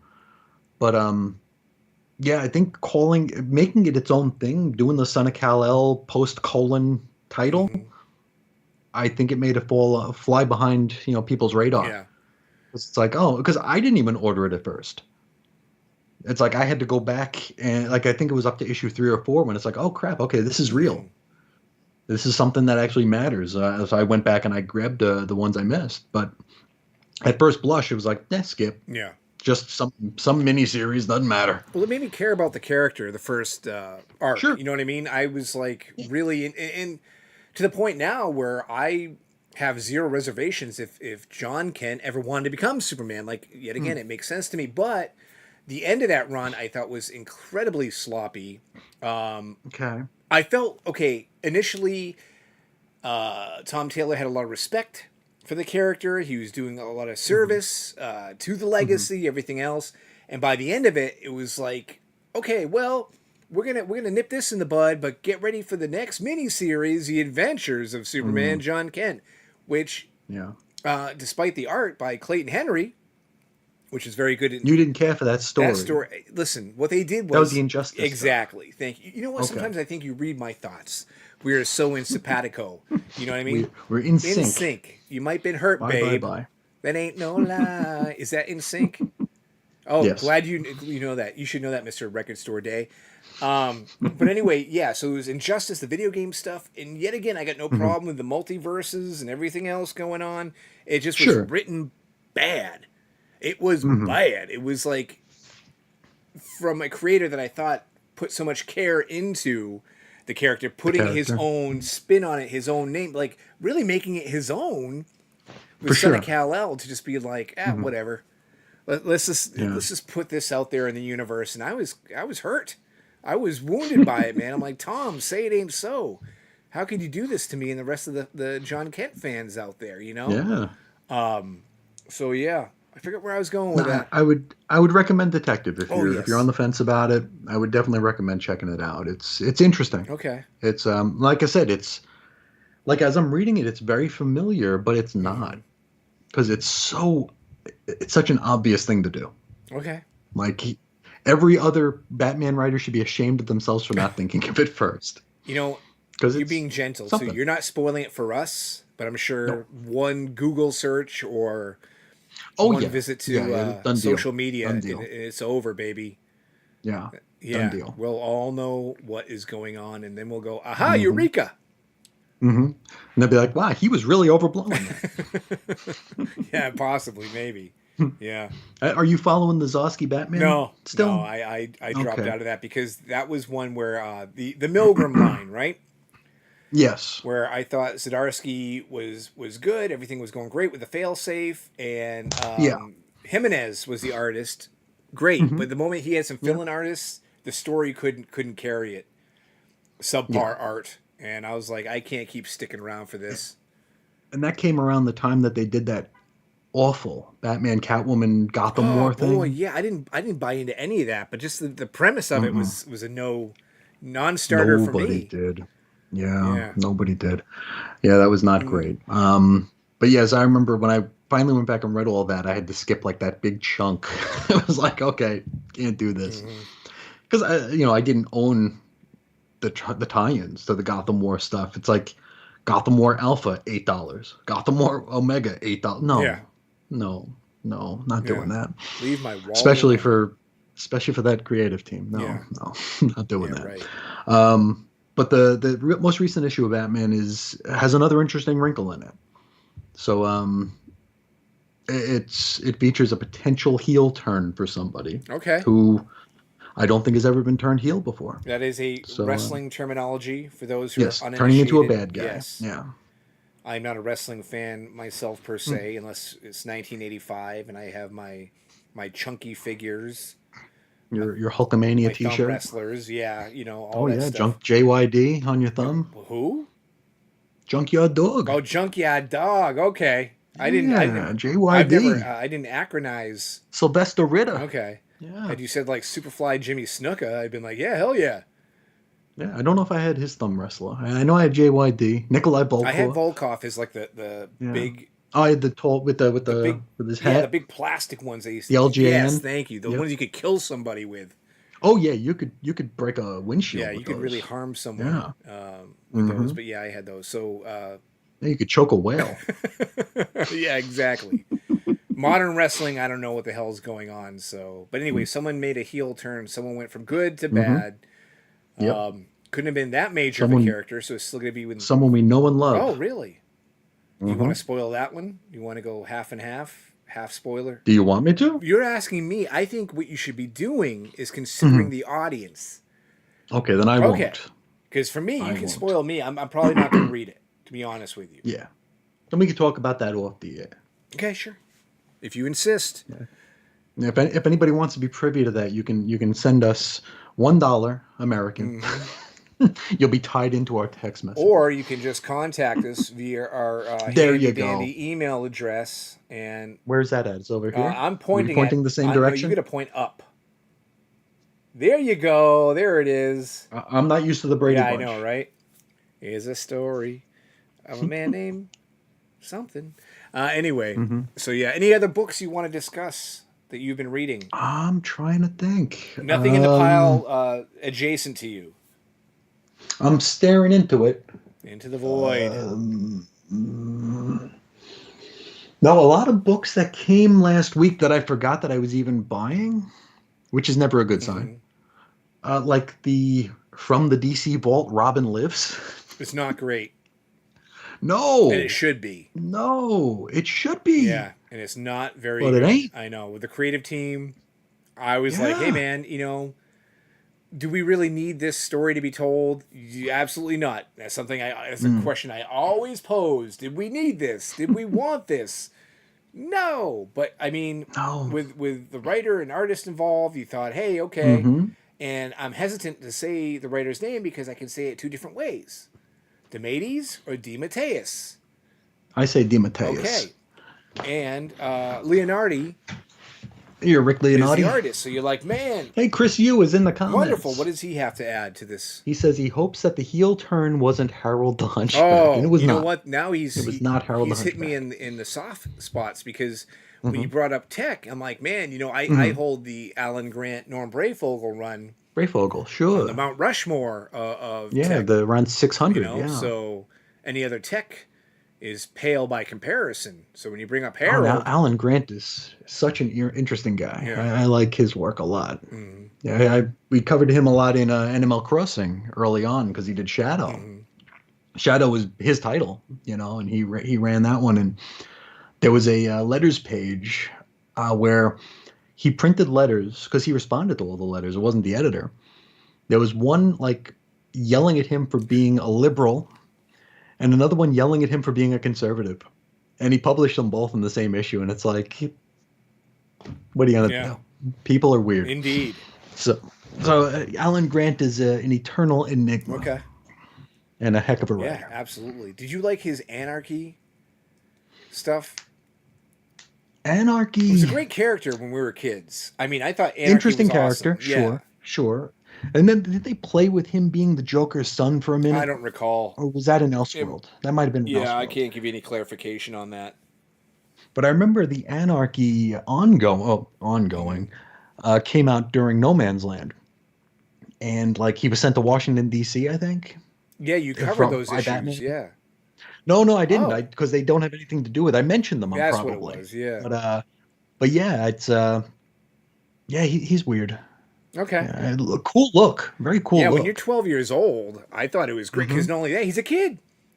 You know what I mean? So it's like, hey, this is up my alley. I'm a kid. He's a kid. He's cool. He's anti-establishment. He's a rebel, baby. He can take on Batty himself. He was one of the first Bat villains that I saw because he was the antagonist in the first Robin annual. It was an Eclipso, the Darkness Within crossover. And it was before Robin even had an ongoing. He had this annual. And it was like one of the first DC books I ever bought. So Anarchy and Eclipso both were like Mount Rushmore characters. Like they were so important and they're not. Yeah. Now, I don't know if we've seen Anarchy since No Man's Land. I don't know. I don't think we've seen Harold the Hunchback since No Man's Land when Alfred gave him the boot. Yeah, who knows? Maybe he got himself all fixed up. He's handsome Harold now, and he might be. He's doing something fun. And he first appeared in an issue of The Question. Was that his first appearance? back long ago. Yeah, Wow, I didn't realize that. I thought it was in Detective Denny Comics when he character. was like, Yeah, huh, wow, yeah, it's a Denny character. get out of Dodge. All right, so Mm. back to your reads. Do you have anything else you want to Oh, throw into the mix?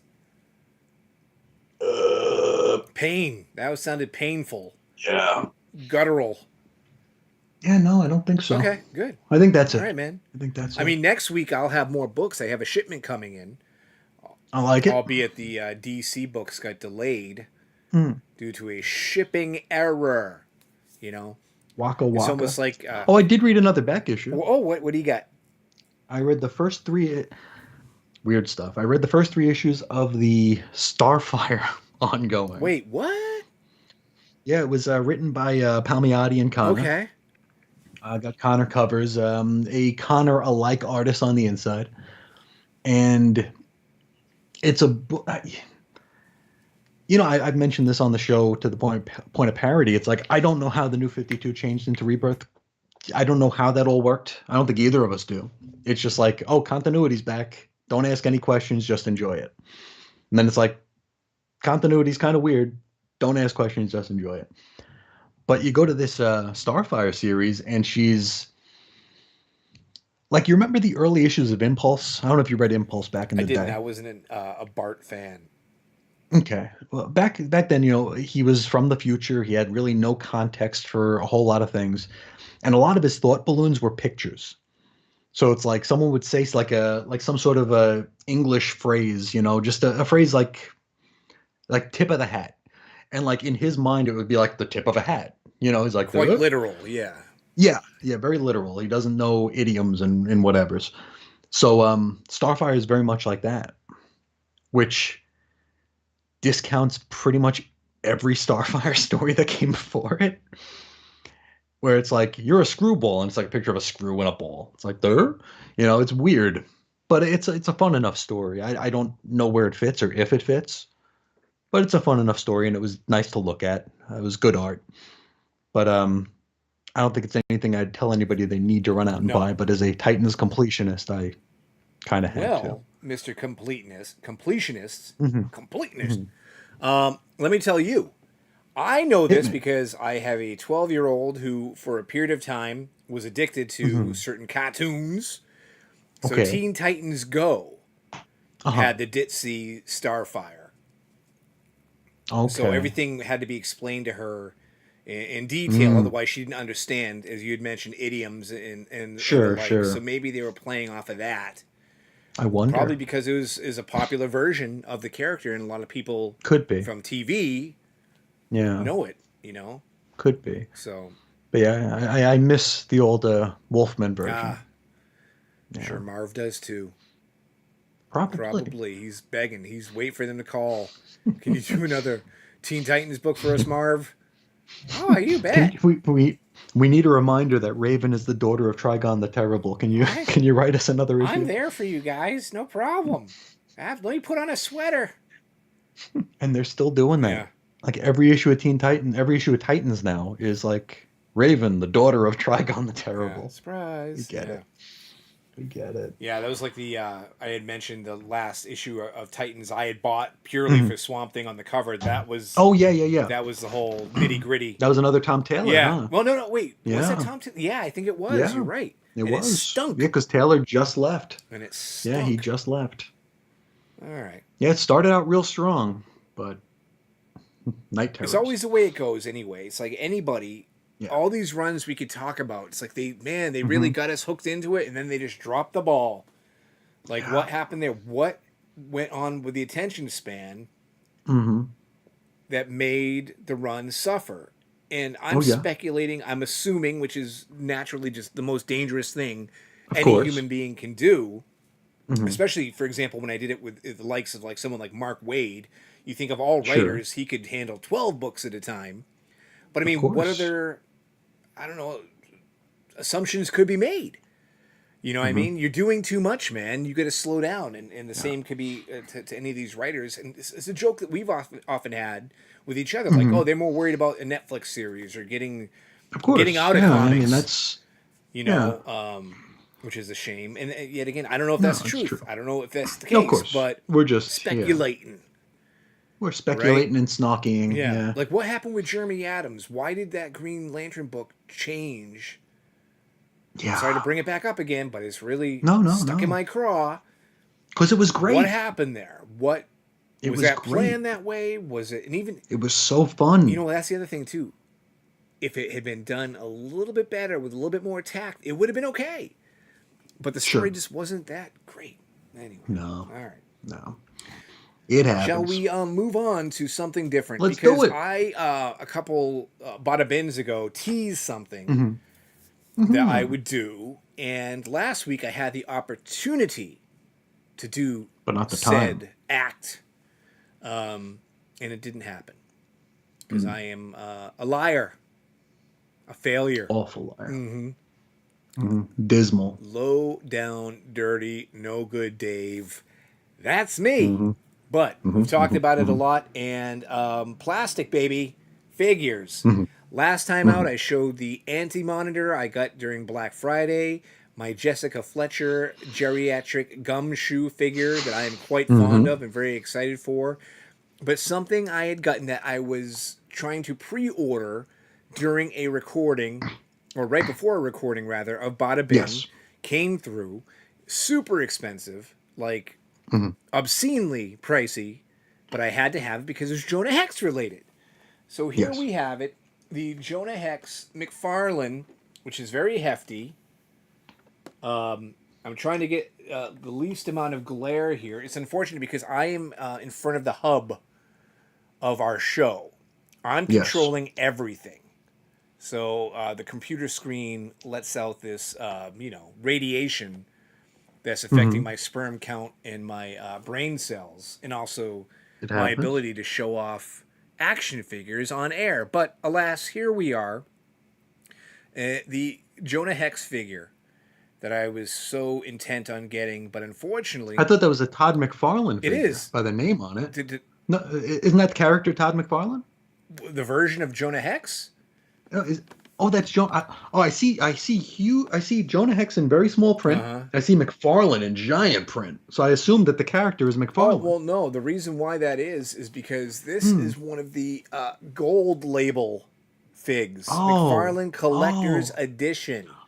Oh. I thought the character was named McFarlane Collector because it's Yes, it is huge. far bigger than anything else You'd on the box. you'd figure that that would be the You name could, of the or if the character. character's name was Horace, that's or the Hmm. general. That's because look at Hmm. little Jonah here. Trigger. Oh, on the wrong side.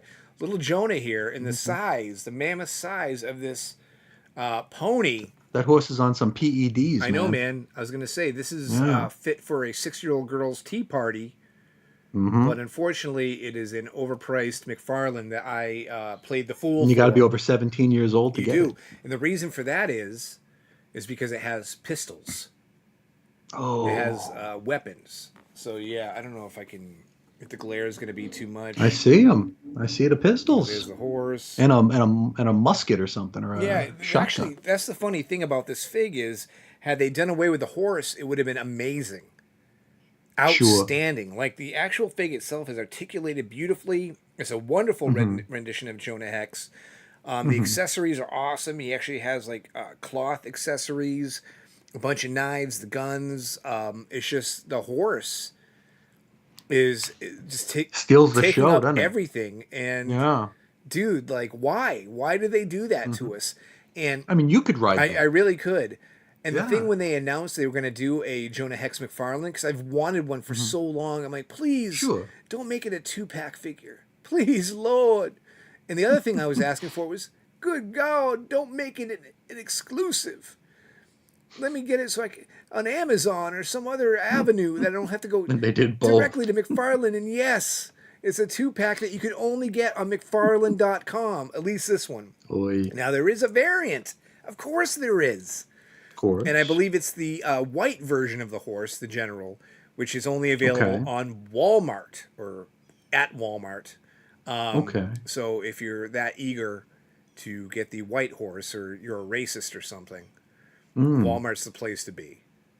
Can't have no Okay. brown horses with Jonah Hex. I gotta go to Walmart. Hmm. But What is it in the comic, or does he have more than one no, it's horse doing the brown. run? He's brown. Okay.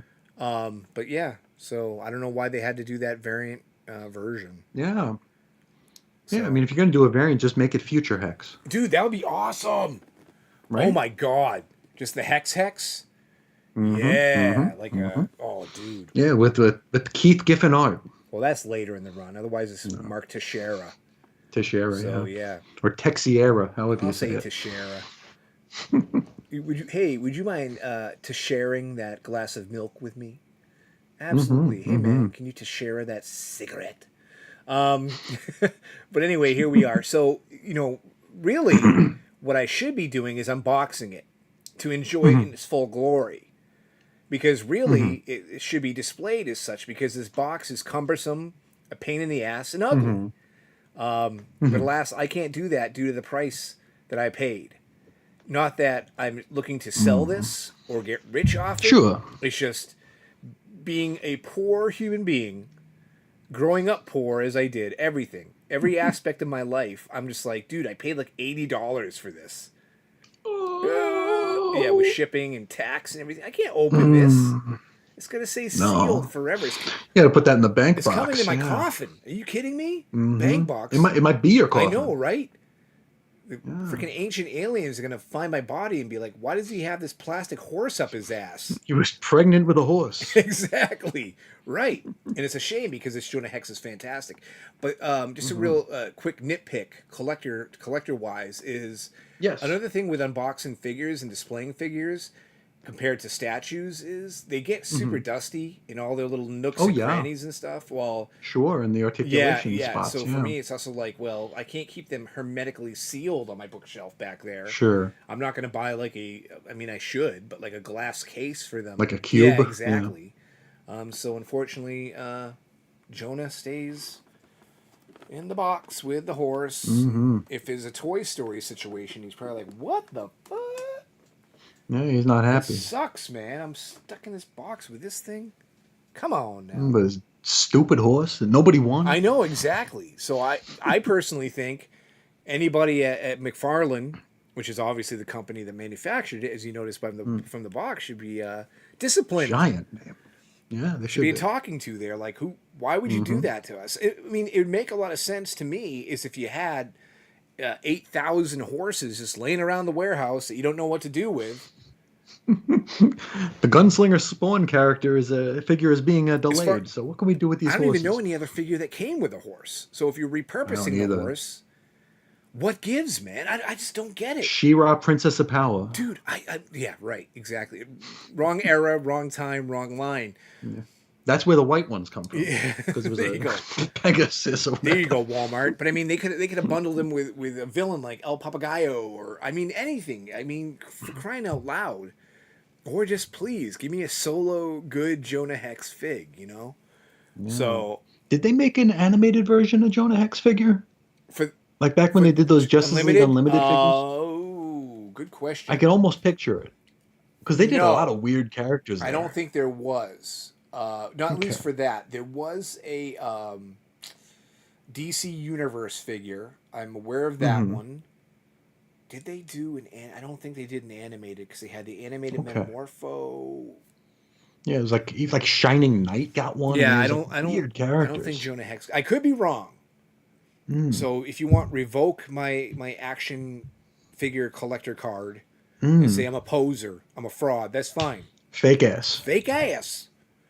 But I do not recall a little Jonah Hex like 4.5 inch fig. Yeah, yeah. They should do even a superpowers of Mm. him. That'd be cool.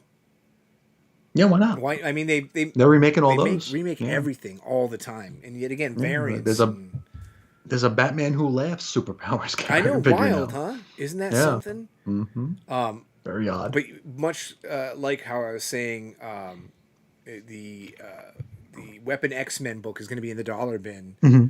Sure Hmm. enough, you're gonna go into said Walmart, go to the discount aisle, and be Sure. like, "Wow, look at the Batman Who Laughs is $2.50 Oh yeah, compared to the yeah. suggested manufacturer's price of $9.99." Oh, Ridiculous. dude, no joke, no joke. Mm-hmm. But alas, this is the world we live in. Whoa. Yeah. Oh. So there you go. So no longer can it be brought up again that I didn't show off the Jonah Hex fig. I wish I could have done it in better detail by unboxing it, but alas, unless you want to send me $80 to unbox it, it's not There you happening. go. My kid was tempting me to do it too. He's like, Dad, why even keep it in there? It's ugly. I'm like, I know. I can't do it.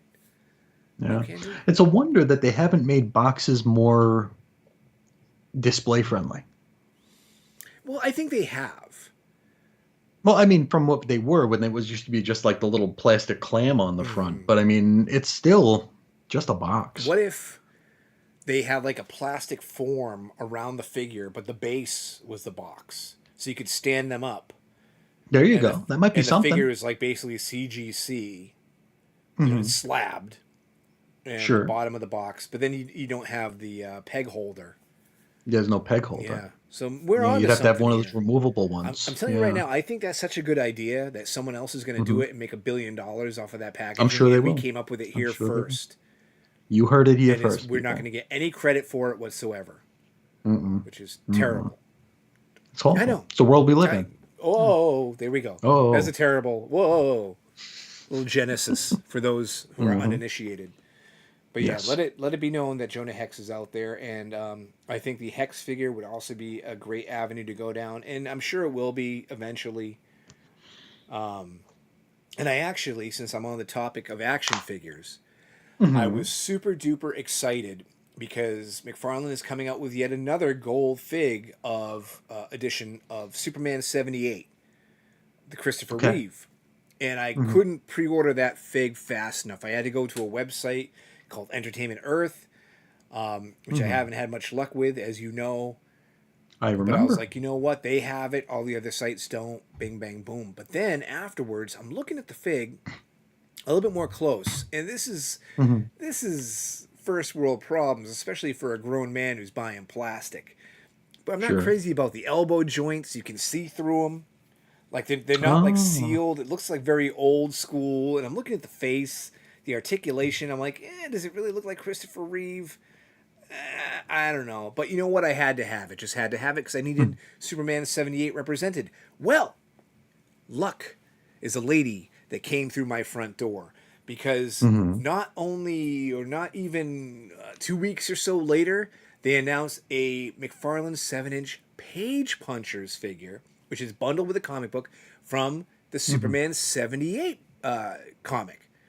And I'm Okay. like, what? Now, this one is rendered a little bit differently, still has a Christopher Hmm. Reeve esque appearance, but it has like the Hmm. inking lines on it as if it jumped out of the page of a comic book.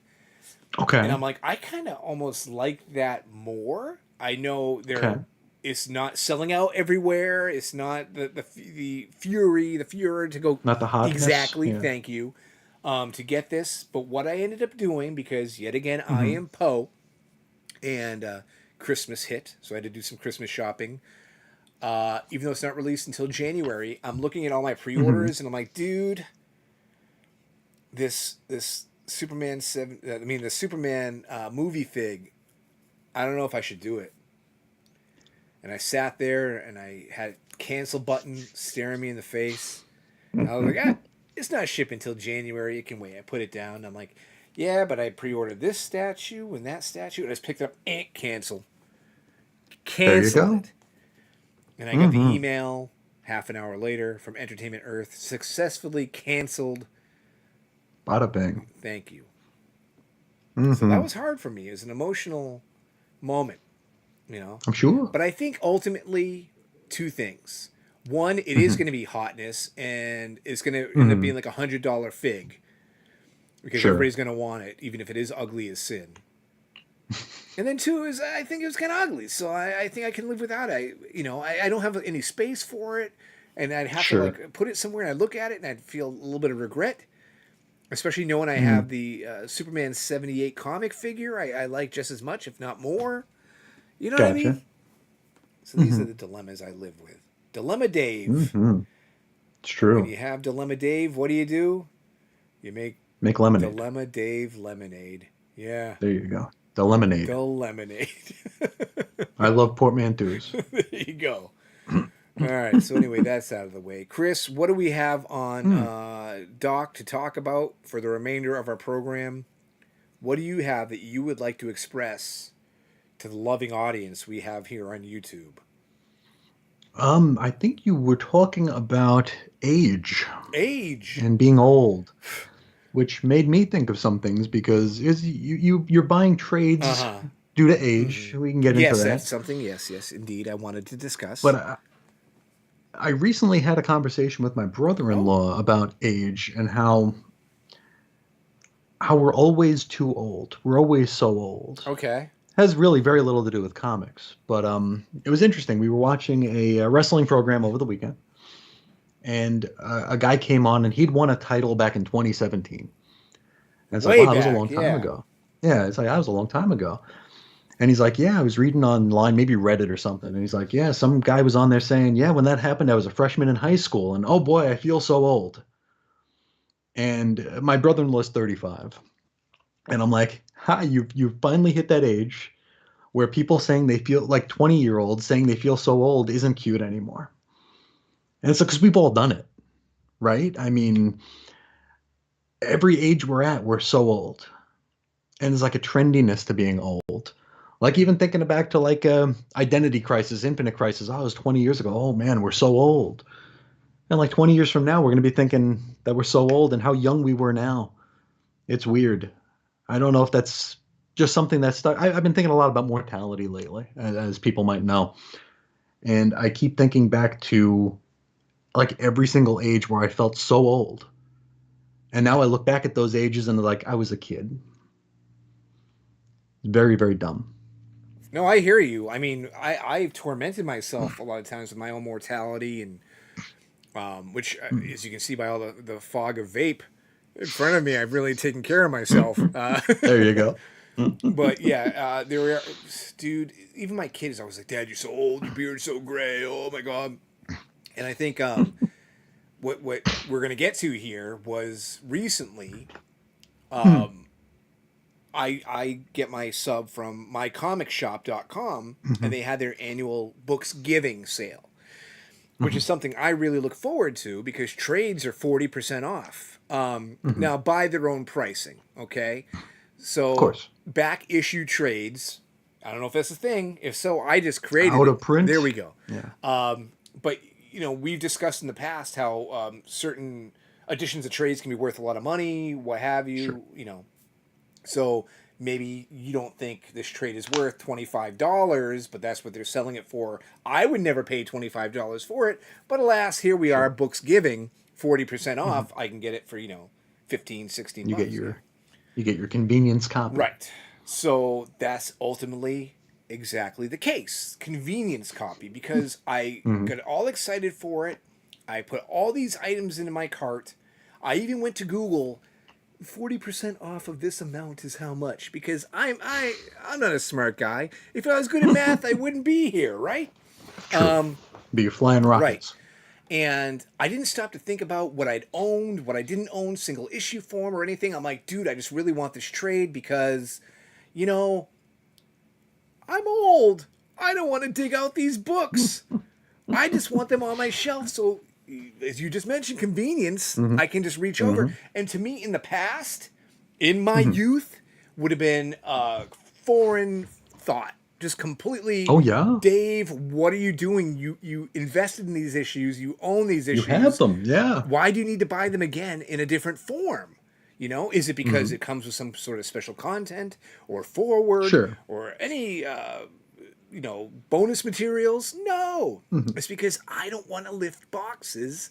I don't want to dig things out unless I have to move, you know? hmm So I ended up picking up, geez, quite a few trades. A couple Hulk ones. hmm The beginning of the Ron Garney, John Byrne Hulk, Hulk Ground Okay. Zero, hmm a Swamp Thing Bronze Age. Yet again, all these I own, I own, I own. The only thing Sure. I bought that I didn't already have was the hmm complete Paper Girls by hmm Brian K. Vaughan. But hmm man, it made me think how much money I spent on books giving, and albeit at a discount, on trades, For stuff you already material own. I already have. I could easily just walk into the room adjacent here if I wanted to put in the physical, you know, labor, the hmm effort. I could read The them. sweat The equity. equity, thank you. I could read them right now, hmm right this second. But No. Do you hear those people outside my window, by the way? No, Someone's yelling, I'm so happy. And maybe they're yelling, I'm so happy. because they're watching the For show. me, yeah. He bought the trades. He bought the trades. He bought the trades. He Ground already owns Zero, the books. Yeah, exactly. You know what I mean? By the way, that might have been John the first time Byrne. I danced. I know, and that story wasn't great. Exactly. And Mm-hmm. I was explaining to a friend of mine, Bada.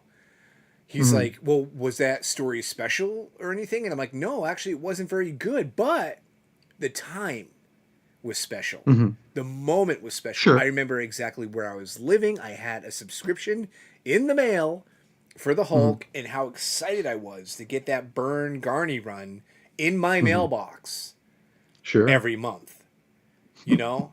And so maybe I'm half expecting to crack open that book in gold, will illuminate my skin and my face, and I will be brought Mm-hmm. back in time to when I'm not old anymore, and I was able to sort through long boxes easily. Sure. Happier times in my life. Maybe yes, maybe no. Maybe I'll open it and go, Jesus, how do I have any romanticized or romantic feelings about this whatsoever? What the hell's the matter with me? Either which way, I at least get it at a 40% discount. There you go. So there you go. But I ask that of you as well. I mean, this is Mm-hmm. something you do. You buy trades even though you own the single issues because I have. They're cheap. they're cheap. You want them easily accessible. I mean, obviously, Yeah. you have many books behind Yeah. you to look intelligent. I do. It's my professorial fake ass comics There you go. historian Yeah. gimmick. Yeah. No, a lot of the stuff I have in trade, I own single issues of. The I think the only one that I bought with the express purpose of being a convenience copy was Doomsday Clock. Hmm. Because we just moved back into the house here, and I wanted to read it, and it's like, God, that could be in 12 different boxes right Right. Yeah. now. So it was easier to do it that way. Um, Anything else that I've got is stuff I've gotten like really cheap, or stuff that I do it like the other way. It's weird. Like I'll buy a trade and then I'll buy the single Hmm. issues. I do it I've backwards. I done did that. that like with Swamp Thing. I did it with Watchmen, where it's like you get the trade and then you go and you find the singles. Crisis, all that kind of Sure. stuff. Yeah, I can dig that. I've Yeah. done similar. I mean, most recently, I can cite. We talked about Why the Last Man and how much I Yeah. enjoyed it. There was a couple issues that were gut punches to me, and I ran Sure. out immediately. I was like, I need this issue. I read Yeah. the story. I have it in trade form, but Mhm. this made me feel something, so I must Yeah. have it. It must be mine and no Hmm. one else's. Yeah, it's just I don't know, man. This whole okay, like you were saying, it might be in 12 different boxes. I have two long Hmm. boxes in that closet that not only Hmm. say Hulk on them, the word is on a green piece of paper and taped to Hmm. the side of the box. I don't have to search. I just have to Sure. unbury. Yeah. You know what I mean? Yeah. I think I have two or three Hulk long boxes Mm, myself in the room downstairs. yeah. Yeah. And mind you, I know I look like an Adonis. I get it. To anybody watching, they must be like, dude, come on, you're jacked. Like, what the hell are Totally. you worried about lifting a few boxes, guy? You can probably do that, on your tippy toes. But I Hmm. mean, I do have a fake hip. This is a true fact for people who didn't know. I don't think I've ever brought it up on the show before. So I am looking for your sympathy. If you ever see me trying to Hmm. cross the road, please Help help them. me, Yeah. like an Hmm. old lady. Or point to them and say, There "Cyborg." we go. I've had a couple back surgeries, hernia surgeries. I mean, I've made frequent visits to the table of slicing, Hmm. which is a Hmm. real thing. When you go there, they put you at ease. They have you sign a form. Are you okay with the table of slicing? Yes, please. But anyway, you get my drift. So I'm just like, I do. dude, I just want to lay in bed, reach over. There we go. And then even then, here's another question for you: how many Hmm. times can you keep rereading the trade? Like there has to be, intermittent time between the Hmm. reads, like your rereads. I mean, Sure. what's the shortest amount of time you've ever had or put into a reread? What do you mean, like time between the first read and the Yeah, second? exactly. Or even the third and the fourth. You know what I mean? Sure. Sure. Um, boy. And it's a toughie. Yeah, I very. It's like going back. Like if I'm not doing it for a Mm-hmm. show, I usually don't go Wow. back.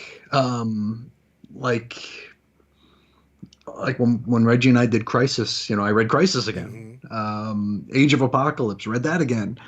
Uh, but for it has to be like a special series. Like I'll do. I used to do yearly rereads of the Wolfman Perez Titans, the Peter David Mm-hmm. Hulk, Morrison Doom Patrol, a lot of the 80s into 90s X Men. I would do those yearly before I started talking about comics on the Right. internet. And then that kind of fell Yeah. apart. Uh, but yeah, other than that, I really like, and I always loved the idea of doing it. Like the past few weeks here, getting my feet back under my legs here, I'm just like, oh, I should read. I should read the Post Crisis Flash. I have them all. I have the entire run. Mm-hmm. I should just go read it. And I love the idea of it. But then it's like if I go out and I get the box, I open it up, I pull the first issue out, it's like I read it. Yeah. To You be honest with you, know? I think there's even more charm, though, of course, to reading the originals. Oh, 100%. You are, of 100%. course, Mr. Ephemera, so you want Hmm. all the Letters, pages, exactly ads, bullpen bulletins, all that right. I stuff. am a The Coolometer back in the old Marvel Yep. books. I'm a smell Yeah. guy. I Oh, will yeah. literally put my nose in a book and it's like, Of course. whew, that's Yeah. the good stuff. You know what I mean? Yeah. Um, And I mean, you can like some of the DC books have a different smell than some of the Marvels. Like the Baxter books smell a little yeah, you're different. right. They really do. Some of the trades smell different. The trading cards smell have a certain smell. Manga smells different. There's a whole spectrum of Yeah. aroma in our ephemera. Yeah, I wonder, for example, just because I brought it up, the Byrne Mm. Garney run, I have not read, if I recall, since it came out. Been 25 years. Yeah. But I needed to have that trade. I wanted it so bad. It's been in my wish list for a couple years. Hmm. Um, Now I'm going to reread it, and I'll probably talk about it on Hmm. this very program. But then I when am I like it. going at it again? Let's say I love it. Let's say I'm all into it because Hmm. even the whole red herring thing that happened during that run, Hmm. was not great. I No. wasn't. I mean, I wasn't happy about it at the time. I thought it was sacrilege that he was even doing it in the first place. Hmm. 25-year-old spoiler. He brought Betty Banner back. Kind Kind of of. supposedly, and you're like, whoa! Yeah. But that was the big emotional impact. That was the cheap heat. But Yeah.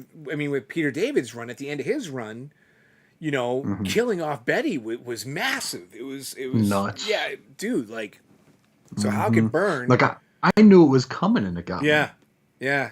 Like I read the Peter David run years Mm-hmm. later, and I knew it was coming. And it's like it's still Yeah. powerful. Well, when am I going to read all Yeah. this again? I'm saying even if I True. enjoy it, but I gotta have it. Yeah. Gotta have it And that twice. and that's like a younger man's game. How so? Like I remember back in the day just being able to do that. Like I could just sit and Oh read yes, 15 issues of Hulk in a day. I know. You know? Oh, now I'm the one making Like my noises. on Wednesday, I'd get my, 15 books, Mm-hmm. and by Wednesday night, they'd all be read. Yeah. Every week I would read every single, and then it would be like, oh God, when it's 6 days till Wednesday again? Shit. You're right. You're absolutely right, though. Yeah, when now it's like I told you in text I had 4 months worth of DCBS boxes. Yeah. I mean, that's like $600 worth of comics just sitting in a box in 4 That's boxes insane, that I didn't though, open. man. Holy cow! Isn't it? Yeah, that's wild, Yeah. and To that's to go from one extreme to the Yeah. other, it's but insane. the thing is now that you're reading them, it's fantastic, right? Mm. It's just Oh yeah, unbelievable how much backlog you have to get through, or how much you're willing to get yeah, through. of Because really, course. how far back do you have to go to truly understand what's going on? Not very far. No, because the continuity keeps There you changing go. anyway. Exactly. You know what I mean? You don't have to do. It's not like a research project. It's No, Pretty much what no. you see, what you get. But I am having a harder time picking up and reading random Marvel books. Really, how so? I just can't get into them. Okay. Any Like examples specifically that you can kind of cite? Daredevil, Amazing All of them? Spider-Man, yeah, basically. Yeah, I tried Amazing Spider-Man. I've tried because I love Zeb Wells. I loved his Hellions. If anybody listened to X Lapse, that was Hellions was probably the best X-Men book of the past. When did Grant Morrison leave? 2004. So past 20 years, Hellions is the best X-Men book that ever came out. Zeb Wells wrote it. It was full of heart. It was just an amazing book. If anybody hasn't read Hellions, it should be very easy to find. Definitely You do should have told so. me last week. I would have picked up the trade. Oh, Come dude, on now. dude, it's yeah, it's very very good. The seriously the best X Men book that's been out in decades. And so when Wells was announced on Spider Man for the Beyond stuff, it's like, oh yeah, I'm in. And Beyond was kind of a muddled mess because they kept slipping in different teams and stuff, and they did like the point BEY issues. It was just kind of a mess. But then when he got his own volume, it was like, cool, I'll keep up with that, and I just couldn't. And I've tried 3 or 4 times, and it just doesn't hold me. It doesn't grip me. Um, Daredevil, I mean, Daredevil is a character I've loved for a long, long time, and who's writing that now? That's not is that Saladin? Saladin It as might well. have been. I know he was on Miles Morales, Spider Hmm. Man. He left that. Yes, I do believe he did. If he's not currently on it, he did do a stint on Daredevil. Well, yeah, and it's like a never-ending story. It's like the story's called like Opening Rights, Part 14. It's like, can we get on with it? But I couldn't really glom onto it. And I mean, even the Zarsky stuff kind of lost me toward the end. And I loved the first part of the Zarsky stuff. I don't know. The Marvel stuff, I'm just having a harder time really sinking my teeth into it. I've been sitting on like 16 scripts for a new X Lapsed, and I just can't do it. It just won't. It just won't let me do it. It is kind of wild, right? Because this all boils down to yet again. I should have the money thing for every time I repeat Mm, myself. Ching, do something well, right? Because yeah, how often have we complained about people's short attention spans and of course. writing for the trade? So to have a Hmm. 14 issue of anything, a storyline, Yeah, or even it's a big like ask. Nocturne went on forever, but doing that Yeah, is wild in this day and age. sure. But we're complaining about it because it's Hmm. not great, Yeah. To talk about Zeb Wells' Spider Man, you had got me very excited about that. Yet, Hmm. coincidentally, very much like Jeremy Adams' Green Lantern, I Hmm. thought that was another bait and switch where it was going to be Started off street hot. level, Yeah. Tombstone's the Yep. main baddie. This is the Hmm. kind of Spider Man I want. Mafia Yeah, underworld sort of your stuff. friendly Yeah. neighborhood Spider-Man, he's here, and then it kind of just went all over the place, especially with, and Yeah. I think this is definitely the case with Zeb Wells, where they gave him his Inferno remake, Yeah. The The dark web. Dark Web. Thank you, which Yeah. was Rough. very rough. Yeah. We've gone on record many times saying these events never pan out, and that Mm-mm. every creator seems to want one, to have one, to like Yeah. lay their claim, their name Yeah. on the character, the universe. I've had my Hmm. event, but stop doing that. You're Yeah. taking away from what you're doing well. And Yeah. Zeb Wells started so great, and then the tone of the book and everything, And he's got it great just changed. artists. Yeah, I mean, really, Yeah, Ed McGuinness is in there. I mean, the art is great. Ramita. I mean, Ramita's comfort food. I thought he hit. I Yeah. thought he hit on that, Yeah. and he can be, you know, like you said, comfort food. But lately, his Yeah. art has been a little, take it or leave it. You know what I mean? Depending on how much Yeah. effort you feel he put into something. Of course. I mean, which is funny because now that's a hotbed debate on social media because Frank Miller is doing Marvel covers, and they are Oh, so he oh is. yes, and they are a topic Mm. of much discussion because the artistic style he chose is a very Mm. underground kind of alternative. Okay. This very rough. You know what I mean? Yeah. So with John Romita Jr. on Zeb Wells Spider-Man, I thought he was really just firing on all cylinders. It's great. Yeah. But yeah, man, this the plot changed. They teased you're going to find Hmm. out what happened with Peter and MJ, and there you are 17, 18, 20 issues later. It still hasn't been Yeah. revealed. What is going on, Zeb? Yes, I think we're up to like issue 70, 60 something now. Well, he's done. Yeah. Oh, he He's is. over. So now you have the Is he leaving after the, what is it, like the eight deaths of Spider-Man or no something? that he leaves right before that. Oh, So that really? arc is the Okay. following the Zeb Wells era. And they didn't relaunch it. No, for now. Yeah, Shocker. Okay. Herman Hmm. Schultz, the Shocker. Yeah, so a little Spider-Man humor there. Yeah. Yeah. So, but I felt betrayed by that book, and I tried sticking with it for as long as I could. Hmm. But then they were even doing the fill-ins. Joe Kelly was hopping on it, and Joe Kelly was Yeah. not at his best. Mm. I felt like I've said finest too much this episode, so I switched gears there last second. So yeah, that book got the drop skis from me, and it was unfortunate because I Mm. expected a lot from it.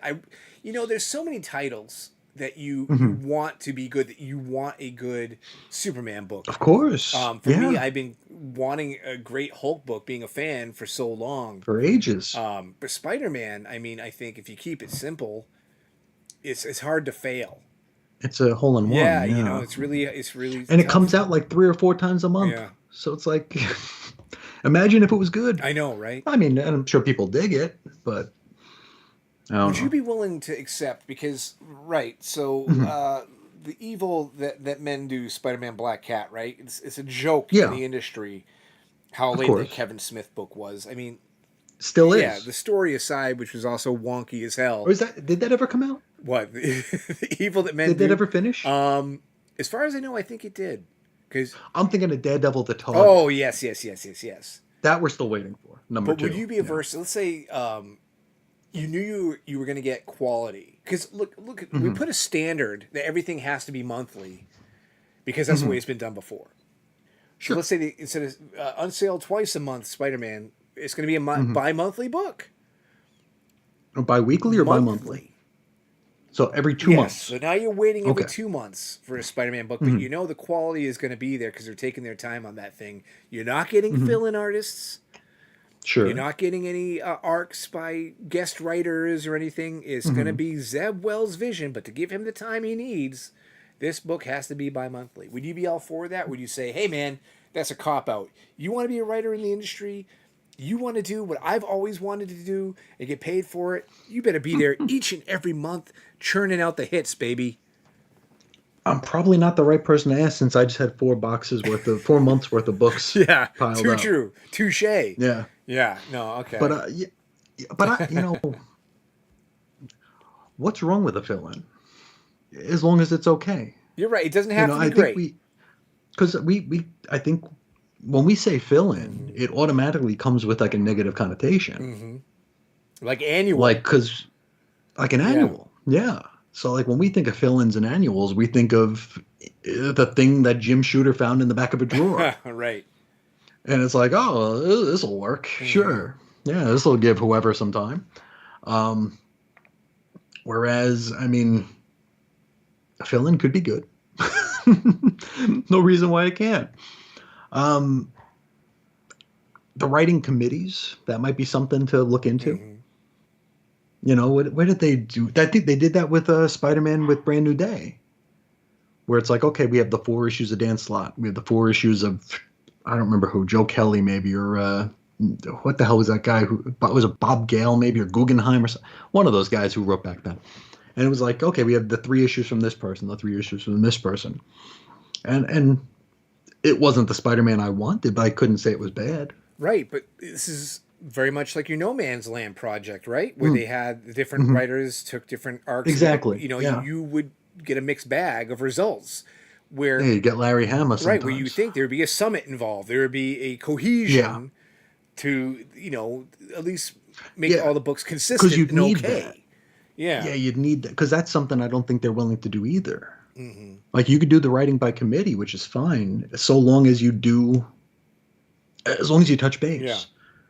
But dude, like I'm just saying, your first instinct reaction, like you're Mm-hmm. okay. Like Spider-Man going bi-monthly. Yes, because we need time to I give you a quality book, and we know we can't do this every 30 days. No, then you write that story, you draw that story, and it comes out in a year, Okay, monthly. all right, There, there's no shortage of people who want to write Spider-Man. true. If Zeb's story is going to take a long time to tell with his true vision and the art as spectacular as it needs to Mm-hmm. be, do the 6-issue arc, have it in the can, put it out next year. Very good. Which, I mean, every story should be somewhat timeless, you know. Right, So do it in 6 months, do it in a year. right. And I get that. I agree with you 100%. It's just that we have Yeah, this standard on production and release dates and sure. everything and expectations as fans that Hmm. they have to live up Yeah, to. of course. So, okay. All right. Because my mind is the hamster is running in the wheel. Sure, sure. So, all right. Well, we're going to give you 6 months of 6 months of Steve Orlando on Spider Man. But if you stick around and you keep subbing, let me tell you, brother, you're going to get a great 6-issue arc from Zeb Wells coming this December 2025. Hmm. And now you are the kind of guy you need to, you're completist. So Yep. you would suffer through the Steve Orlando to get to the Zeb Wells. You Yeah. wouldn't just cancel the book and then hop back on when No, Zeb but Wells I comes mean, back. I'm not indicative of No, everybody. true. There, You know, obviously we're. I would hope there's more healthy people out there Ah, than okay. me. You know, with the latest X-Men stuff, a lot of the creative teams I was not pleased Mm-hmm. about. But well, damn it, they've got legacy numbering. So Uncanny X-Men #1 is actually Uncanny X-Men 701. And I have every issue of Uncanny X-Men going back to like Mm-hmm. 119. So, okay, I guess I gotta buy it. It's just I'm not the healthiest consumer Mm-hmm. of entertainment, but hopefully there's people who'll be like, okay, that doesn't look like it's up my alley. Maybe I'll try the first issue. Maybe I won't. It's just like you with Detective. Detective has a new creative team on it. I have a full run of Detective minus one issue going back to like issue 560. And so okay, it's a no-brainer. I'm buying it. Mm-hmm. You're more healthy than that. And you're like, okay, well, Yeah, that's debatable. relatively Yeah, speaking. okay. Um, so it's like, okay, you kind of petered out on the Ram V thing that just refused to end, and when you heard there was a new creator coming on, you had a somewhat sour taste in your mouth, so you didn't pick it up. You know, True. it's what it I mean, is. And I'm sure if Mark Russell or whoever was put like, oh, they're going to be on Detective starting in June, you'd probably sub to it then. yeah, no, absolutely. Yes, I would. Yeah, I would. You're right. because you're healthier. Yes. Well, no, Yeah. not because I'm healthier. It's just I'm also thinking. Okay, you always want to take ownership of your fandom or Mhm. your own habits and everything else, but a lot of Sure. it is due to the companies themselves and how they merchandise or how they market something, Hmm. Okay. right?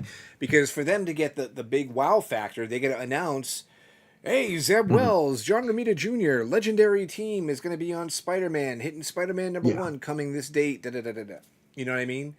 They can't say, oh, Zeb Wells is coming on for a few issues, and he's switching gears here. You're going to get some fill-in artists, and by maybe issue 50, you might get fulfillment of the original story that You he might. pitched to you as a reader Yeah. 2 years ago. You know what I mean? So, I mean, they get you. They bait you. They get you excited. Your juice Yeah. is flowing for these Hmm. books. You know what I mean? So, yes. Is it healthy? Is it whatever? Are we swayed? Are we being manipulated? Yeah. Yeah, Little a bit. wee bit. Marvel has manipulated me many ways since my childhood. So, yeah, there we are. And that's it. There we are. So, yeah. All right, moving on. Hmm. Hmm. Segueing, we had some correspondence Oh, we did. from We our did. Yes. Let wonderful me. viewer and friend Chris Yu that we weren't able to get to last Black Friday tardy turkey episode.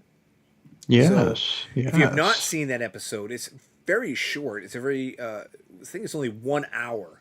For Just Bada about. bin standards, that's like a blink of an eye. Yeah, that's a cheat Yeah, week. Yeah. exactly. So if you haven't seen it, go back and watch it. I was actually very excited for that episode with our game show Jive Turkey that Chris Yeah. ruined. I did ruin it. I You killed it. killed that turkey like nobody's business, but still go back and I watch it. But did. we missed the email because he sends us an email for every episode every week. He does. He's a very good man. Very good Good man, friend of the show. right? In so let's go over that, if you will. And Yeah, then he this also sent us one for this week that mm-hmm. I have not yet perused, but we can get to post haste. Cool, cool. Now this one was sent on November 23rd, Oh, so a couple long time Saturdays ago, ago. So yeah. this is the one we missed. This is the one we When we missed were last week. young. When we were Yes. young. Now, he does ask a very good question at the end of this one that I think is a lot of food for thought. Okay. Great. But we'll get there when we get Okay. there. He says, a funny thing happened to me Wednesday night. My wife told me my sister-in-law had posted photos on Instagram of their family's latest vacation to the House of Mouse, and I needed to see them. So, when I opened Instagram, what was the first thing I saw?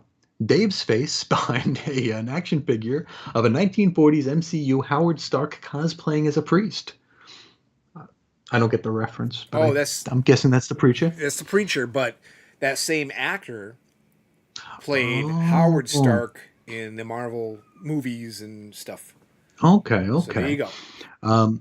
She says, hooray, there must be a new Bada bin. So off to YouTube I went and had a great rest of the evening watching. I never did look at those vacation photos.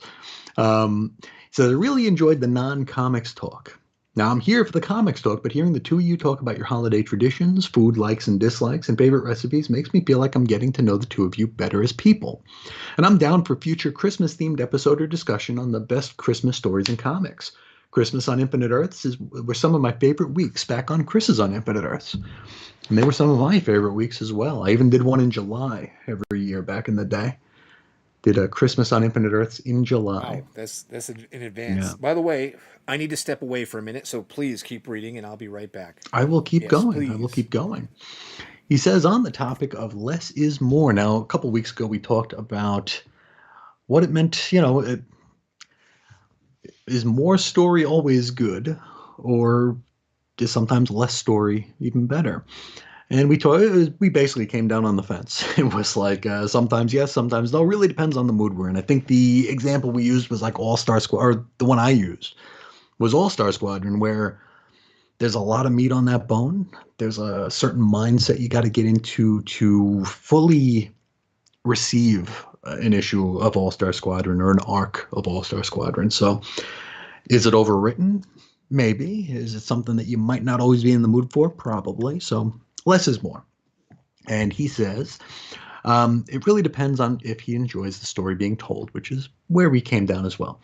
If I'm enjoying a story, I don't care how wordy the script may be. If the story has me hooked, I'm hanging on every word. But on the flip side, if I'm not interested in what's happening, then even if it was a silent issue, it would be too much. And for the record, Roy Thomas's All-Star Squadron is on my wish list for DC to release in omnibus form. And I'm kind of surprised they haven't.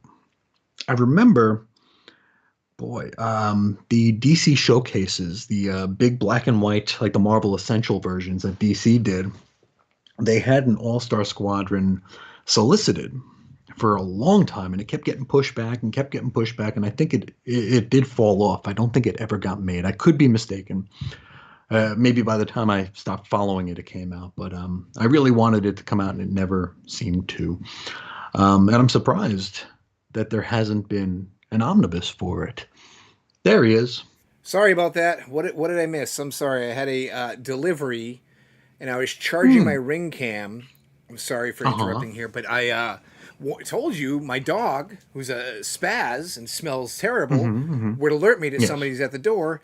She did nothing of the sort, and I picked up my phone to look at an email, and hey, and they left it right out in the rain.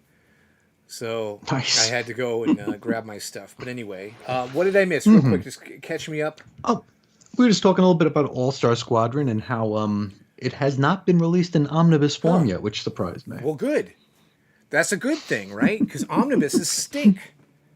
Omnibuses are very, very big. They're terrible. I only own one, and I can't read it because it's massive. Well, the Paper Girls trade I just ordered is the complete series, and I love those because they did that for Saga as well, and I own it. Okay. And it's a phone book.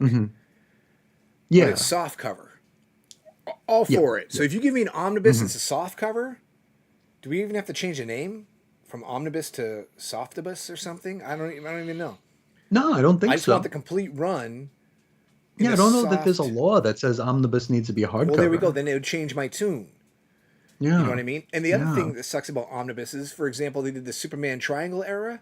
It's not even Yeah. the whole run in a book, and I understand it's too big to Nope. put into a single Yeah. book, but don't call it an omnibus. Yeah. Omni- Did that actually come out? yes, omnibus volume Okay. one. Don't do that. Just Yeah. don't do that. Just don't call it an omnibus. Call it a trade. Yeah, just call But it, anyway, yeah, I'm sorry. part one. Yeah. Keep going. I'll just chime in as necessary. Okie dokie. Chris continues. He says, less is more touches on something I noticed in the comics from the 70s and 80s. There are writers who have a story to tell and writers who have to tell a story. Chris Claremont clearly had a story to tell in his Uncanny X-Men issues, but whoever was writing Dazzler each month just had to tell a story because it was their job. The passion of having a story to tell comes through, and the lack of passion does as well when the script is just written to pay the bills. And that's 100% true. Yeah, it's kind of like That is what we were 100% just true. talking about, right? Yeah. In many ways, it's just in that day and Hmm. age, it was different. There weren't aspirations of different. Being anything more than a Well, comic and if writer. there was, it was like other forms of prose. You'd be a Yeah, novelist. exactly. Yeah. It wasn't like I can't wait to get my series greenlit on Hulu. There you You know? go. Yeah. There you go. And yeah, I started a Dazzler project on Chris's on Infinite Earths, and it's clear that the steam went out of that one very quickly. Uh huh. You know, the first few issues were really, they were fun. And it was just like, oh, this is. We talked about fill-in issues a few minutes ago. It's like everything's a fill-in issue. Yeah, that's It's like, rough. mm. Real rough. Chris continues. I've never read any of the DC Earth 1 books, but as long as you're enjoying the story, the fact that they're not in continuity shouldn't matter. Tell me an engaging story that makes me want to read more or read it again. Maybe eventually they'll be folded into continuity at some point later, like The Killing Joke was. That's an interesting point, too. The Killing Joke is a weird one because, like, I'm not sure DC knew if it was in or out of continuity even when it was coming out. Like, Yeah, I mean, if you ask me, I would say it's not continuity. Yeah, really? I mean, when it first came out, and I was a younger person, and I Hmm. read it, I didn't think it was. I don't know, man. I just didn't feel like it was, And Hmm. It was very tonally different for sure. exactly. Now I understand, like Barbara being shot is huge. I mean, that's in Yeah, continuity. I get sure. it, but at the time, I don't know, man. I just felt like it was like an Elseworld story or something. Maybe it's And it's maybe it weird. was Jim Gordon in bondage gear that threw me off. Or Batman laughing at one of the Joker's jokes after one of his friends was just Yeah, that paralyzed. could be it too. I don't Yeah, know, but I was that was like, a little weird, this wasn't just it? doesn't feel like it's in continuity to me. And really, if it wasn't for Oracle, would it have been? Yeah. I don't Hmm. know. It's odd because there was a Batgirl special that came out like a month or two before The Killing Joke, and it was supposed to be Batgirl's final case, and it ended with an ad for The Killing I think you've Joke. told me this, yeah, or brought this up Yeah, before. I did a piece on it on the website, and it was like that was the first time I'd read or even knew that that special Uh existed. huh. When I found it in a bin somewhere, I was like, ah, it looks cool. And I was like, oh crap, it's the final story, or at the time, the final story. It seemed very Yeah. weird, but it more cemented the fact that the Killing Joke was the next story and that it is part of a continuity. I remember that being a big bone of contention with the Burnside Batgirl writers, where they said like, "Oh, that's not on our watch. That's not in continuity." Hmm. And it's like, well, who gives you the right? I guess DC. Who knows? Right. Um, Chris continues. I've decided to give Absolute DC a try. The fact that you two still have a passion for new comics has inspired me. But I'm going to read them all, including Wonder Woman. In for a penny, in for a pound. And I've got Superman and Wonder Woman #1 over there. I have not opened either yet. Um, I don't know. I don't know. I flipped through them, but I haven't actually sat down with them. I will give them a try though. You got to let us know what you think of those issues, though, Chris. We wanna know your thoughts, especially on Batman, since that's the one that we both have read at this point. Now, Chris ends with a question, and it's a good one. He says, "My question for you is, what is the greatest comic story never told?" Which reminded me that I forgot to do some homework. Um, he says, "By that, I mean, what project that was advertised but never came out do you actually wish did? Maybe it was Twilight of the Superheroes, or the 1963 annual for Image, or the year's worth of scripts Roger Stern had to throw out after Jim Shooter gave Steve Englehart the West Coast Avengers for their own series and Stern couldn't use them as planned, or something else." And he wishes us both a happy Thanksgiving, which We had. I think we both Yeah. had. But the question, when I saw this, I was like, oh crap, I'm going to run up and I'm going to grab my Wizards. Mm-hmm. And that's not a euphemism, folks. I was going to grab my Wizard Yeah. magazines because they would sometimes do little bits on, the greatest stories never told. And I know Tomorrow's does that on occasion. So I was going to go through the stacks here and try to find some flavor to add. But do you have any off the top of your head? Any stories that you'd heard about that never came Well, out? initially, when we had read the email, if you remember, Mhm. I just threw something out there that wasn't ever promoted or brought up, just like a story I wanted to see. Something I Mhm. actually wrote fan fiction for that's out on the internet. Yes. And that was the Parliament of Trees story. And I was like, Mhm. dude, there's got to be more stories about the Parliament of Trees. They could literally have a mini, they could have something Mhm. specifically for the Parliament of Trees. Hence why I wrote what I wrote. Whether it's Mhm. good or not, I don't know, but I needed to get my opinion or thoughts or story out there. Now, Sure. keeping with that, there are some Swamp Thing stories that Mhm. were supposed to come out that did not come out. Whether it was Volume 1 with the cancellation, the final issue of Sure. that, the Hawkman story. You might have seen the cover online. The script has floated around out there too. I believe there's even some pages. Mhm. Or even when the crucifixion issue for Swamp Thing, Mhm. right?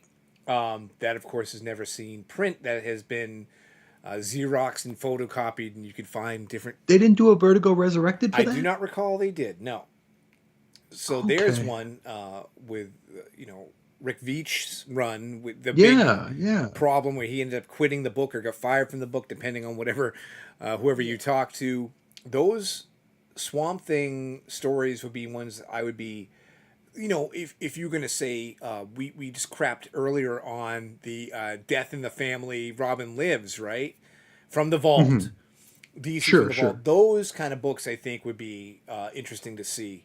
Are they the greatest stories never told? No. In Mhm. his email, he brought up something that I find so interesting because not only is it the bridge to our friendship, Mhm. but I thought it was one of the greatest podcast episodes I had ever listened to, and that was Twilight of the Superheroes from the Cosmic Treadmill gentlemen, you and Reggie. Mhm. So should that ever be printed, or I would buy that in a heartbeat if they had said Oh we're yeah. coming out with it in a finished graphic novel form. It's going to be 60 Mhm. bucks. I'll probably pay the 60 bucks for it. I would Sure. really be interested in that. I did no homework such as yourself on the topic. I'm just kind of riffing here, but that's where I would be at as far as my preliminary answer to that question that Mhm. we've had 2 weeks to think about, and I gave a crappy answer to. No, that was a fun one. That was a real fun Yeah, one. Yeah, that was the golden age of the Cosmic Treadmill, or dude, that was Weird Comics history, I think. dude, that Yeah, episode was amazing. I love that episode to my every fiber of my being. it was a fun Yeah. one. It was definitely a fun one. Trying to think here. Yeah, I just looked up Vertigo Resurrected, and there's the only one that I can find is the Warren Ellis Hellblazer story, Shoot. I think it was about a school shooting, Mm-hmm. and that one got canceled, and then was finally printed in 2010. I could have sworn the crucifixion thing came out. Maybe, I guess not. Um, let's see here. There's a bunch. I would have loved to have seen the end of Void Indigo. Do you remember Void Indigo? No. Okay, Void Indigo's a weird one. I was doing DC near misses on Chris's on Infinite Earths back when I was just only doing DC books. Mm, So, like, a way to get around that rule was, hey, these are things that were pitched to DC that they passed on. okay. And one of them was a book called Void Indigo, which was written by Steve Gerber. And it was originally solicited, or not solicited, but pitched as a Hawkman series for the post crisis. And it's very gory, it's very dirty, Mm, it's tame relative to today, but for the time it was pretty out there. And so DC passed on it. And so he shipped it over to Marvel, who said, we'll put it in Epic, the Epic line, the creator owned line. And they launched it with a Marvel graphic novel, which I have over here. And it's, see if I can grab it without falling off the chair. okay, hang on to your hats, ladies and gentlemen. Will Chris fall to his doom, reaching for a trade paperback? Yes, Yes. it is this here, Void Indigo. Wow. Yeah, it's one of those thin Marvel graphic Yeah, novels from back in the sure. day. And the art is painted. It looks like almost something out of like heavy metal. Hmm. And it went from the graphic novel there to it was supposed to be a 6-issue series, I believe. And it received such poor reviews. I think it was called like A Crime Against Humanity. Wow. Yeah, yeah. I actually did a point by point rebuttal of an article by, I think it was Bob Ingersoll wrote it for either the Comics Journal or the Comics Buyer's Guide back in 1986. And I did a point by point rebuttal of it on Chris's on Infinite Earths when I covered it because I covered the first issue of Void on there as well.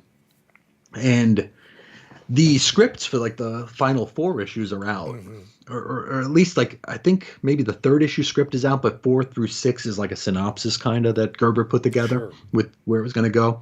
I would love to see that come out. I would love to have seen that because it's just such an odd book. It's like I remember seeing this in the comic shop when I was a kid, and the cover just freaked me the hell out. It's just so ugly. Yeah, let me make you go full screen so you can show it Yeah, I off in mean, all of his glory. it's like it's ugly. I mean, it's beautifully done, but it's Uh-huh. ugly. And it's one of those that really got this is the character reveal here at the end here. I mean, look at this character. Like it's not a handsome fella, Grandpa. and yeah, right. But it's like one of those that got under my skin as a kid, and then I forgot about it. Another one was like the Boz Chronicles from Epic. That those covers always got under my skin as well back in the day. But I'd like to see that one finished. I'd love to see the Titans Force that Rob Liefeld supposedly pitched before Youngblood came, before he moved everything into Youngblood. I think that would be a fun one to see. There are some that are kind of like monkey's paw wishes because for the longest time, all of us in the X camp wanted to see Chris Claremont's original vision for if he hadn't left the books or wasn't kicked off the books or whatever the hell happened during 1992, 1991. And then we got it in a book called X-Men Forever, where Claremont basically picked up his stories and went with them. And that was no good. Be careful what you wish for. Yeah, that was Yeah. the monkey's paw right Yeah. there. Um, I remember when Joe Kelly and Steve Siegel came onto the X-Men. Their pitch was very interesting. And there was a major storyline they were building to that was going to end with the death of Storm. There was something called the Magneto War, which did come out. They didn't write it; they had already left the books. But it was going to be Magneto taking the Earth off its axis, and Storm basically sacrificing herself to regulate the climate. So that could have been a fun story with a lot of interesting fallout. We didn't get it. Um, One that was supposed to be a follow up to our Twilight of the Superheroes episode is a pitch put together by a man we've talked about a whole lot today, Mark Waid. It was Mark Waid, Tom Payer, Grant Morrison, Mark Miller. It was something called Superman 2K or Superman 2000. And it was basically going to be the revamping of Superman for the 21st century. And there's been a lot, like the pitch is available online. If you look up Superman 2000 pitch, it's all there. And that is something I think I've got like 70 pages of script waiting to Wow, for that's a nothing lot of at this script point. there, Himasabe. Oh, dude, yeah, there was a lot to it because I did all the research for everything that was involved in the pitch, and then I also reread a lot of what actually came to pass to compare from when the Eddie Berganza came on. I mean, that's an era that you've been collecting for a bit Yep. now.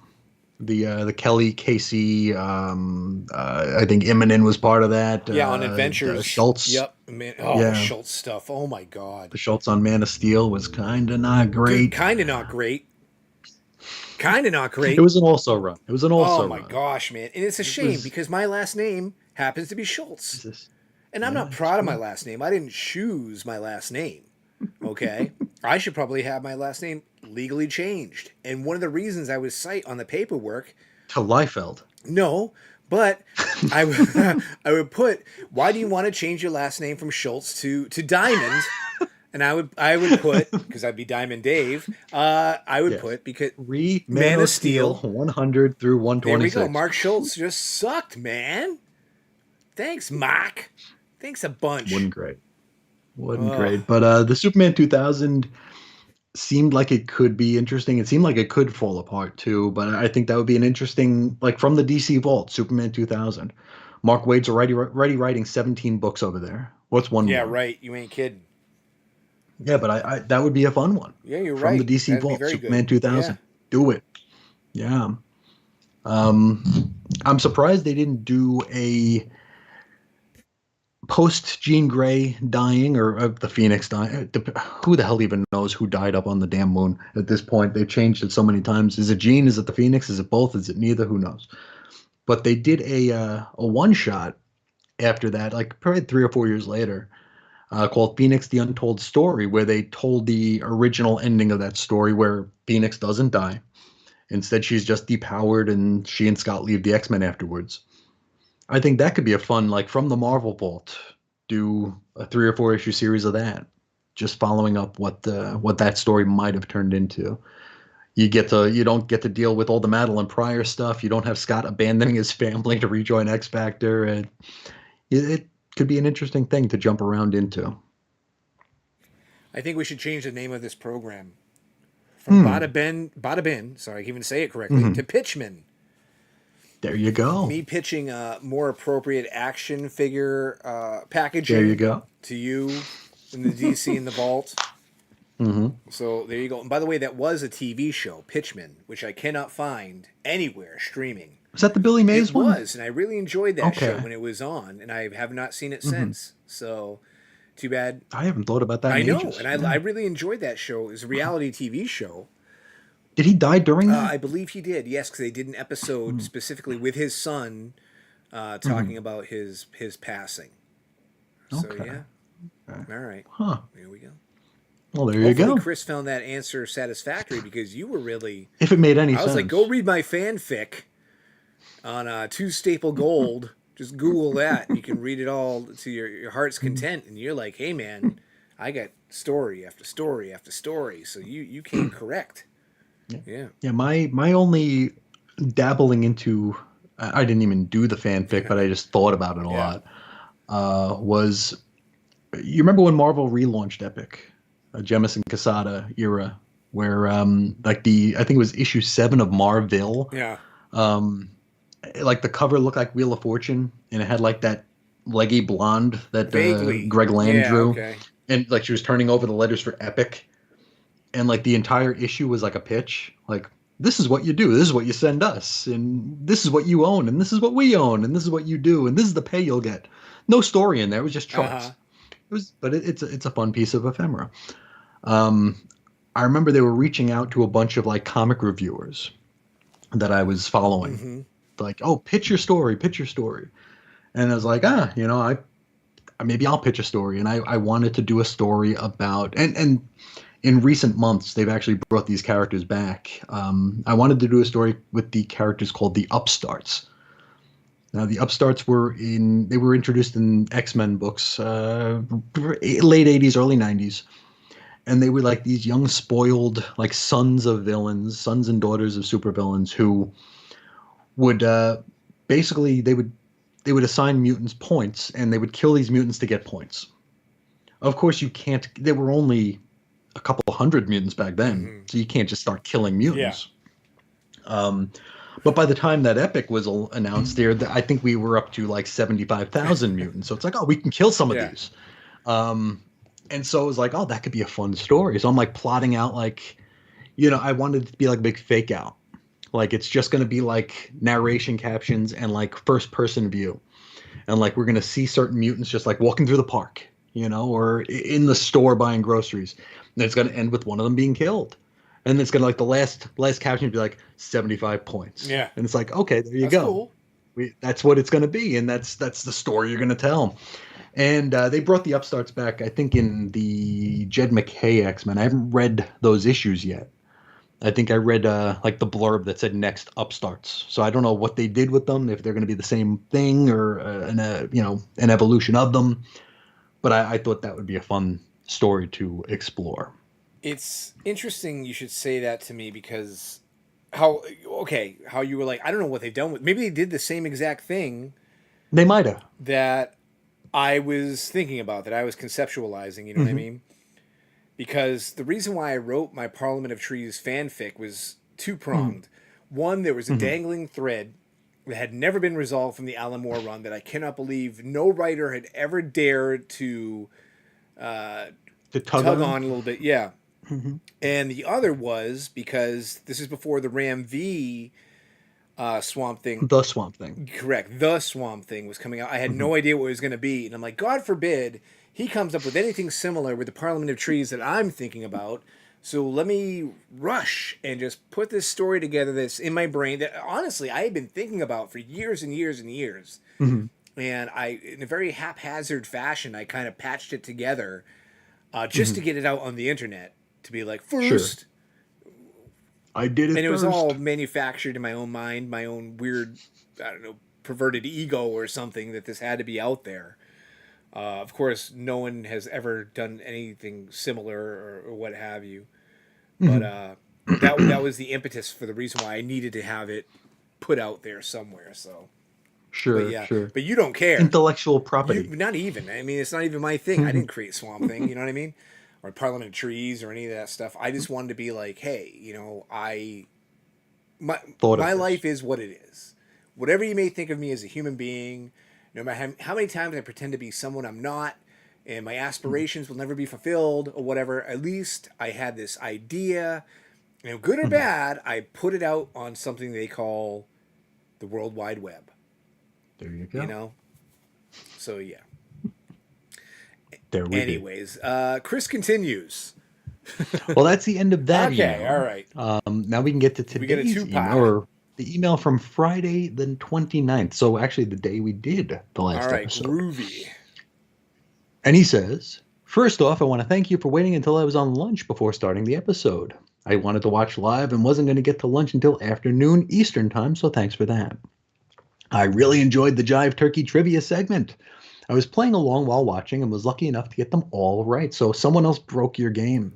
Hey man, it wasn't just getting them all right. It was also my awesome intro was interrupted. Dude, I had worked on that so hard, and you just freaking trampled all over it. I did. Turkey trot. He says, although I have to admit, 3 out of 4 were just guesses. I wonder which one he knew right out. Probably Hawk and Dove like you. He just finished reading it. Or maybe it was Malta DeFalco. Yeah, maybe. He's doing a what the reread. Read the Yeah. because that's some high class stuff. He says, I'm not opposed to seeing this return in a later episode. You could even have the audience give their answers in the live chat. He says, and Chris, I would have said the sky was red. I don't know what we're referring to there. What were we talking about? Because I needed you to say something frivolous and wrong so I could use Ah, my yes. wrong answer button. Yes, Actually, I still the have it sky right was here. Let red. me play it. Sky's red. You're so stupid! All right, it played. You can continue. There we Yes. go. Cool. Yeah, well, the sky's only red during crisis. Oh, wait, that's a correct answer. Okay. Gobble, There gobble, we gobble. go. Yes. He says that origin of Marvel Comics is also the origin of the trade paperback. My guess would be that the inscription in that issue is the reason it was so cheap. It's strange how the thing you found most valuable about it is the thing that the store might have thought devalued it. And I mean, I'm a sucker for those inscriptions. I like feeling like I'm giving someone else's book a good home, and I don't know, maybe that's weird. I over romanticize a lot of things, and that's probably one of them. Um, he finishes up with saying, I'm so jealous of Dave's purchase of that anti-monitor figure. I really need to start waking up in the middle of the night and checking Amazon. You said I'm healthy. You're like earlier in the episode we are talking about collection habits. You're like, oh, dude, yeah, you're well adjusted.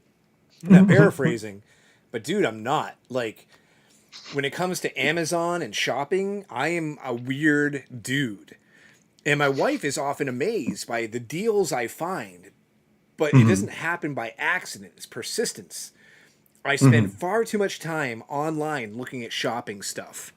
And There you I go. have wish lists and things I save, and I check them 2 or 3 times a day because I don't know Okay. how the algorithm works. I don't know how certain things are. Dude, I swear to God, I don't know. I haven't figured out the system, but I wait, I hover, and the moment because I'm so aware, hyper aware of what Mhm. these things are going for, the moment Sure. I see a discount, boom, I pounce. And I'm like, Hmm. yeah, this is a $30 thing. I got it for $14. And she's like, that's great. Could you do it on something like with actual value, like a home or a car or any? And I'm like, no, that's not my area of expertise. You see, it's always useless, frivolous, random things like action figures and comics and toys, whatever. Sure. That's my bread and butter. And I will Sure. find you the best deal possible on a T-shirt. You know what I mean? On an Apple Watch, whatever. But when it comes, I'm looking for Titan's Companion Volume I will 1. look for you if you wish. I swear to God. Now, mind you, it may take a while. Oh, I've been looking for it for But if years, you so I'm fine. if you're willing to wait, I will. Mhm. I guarantee you. This is the Dave Schultz guarantee. I will get it for the least amount of money.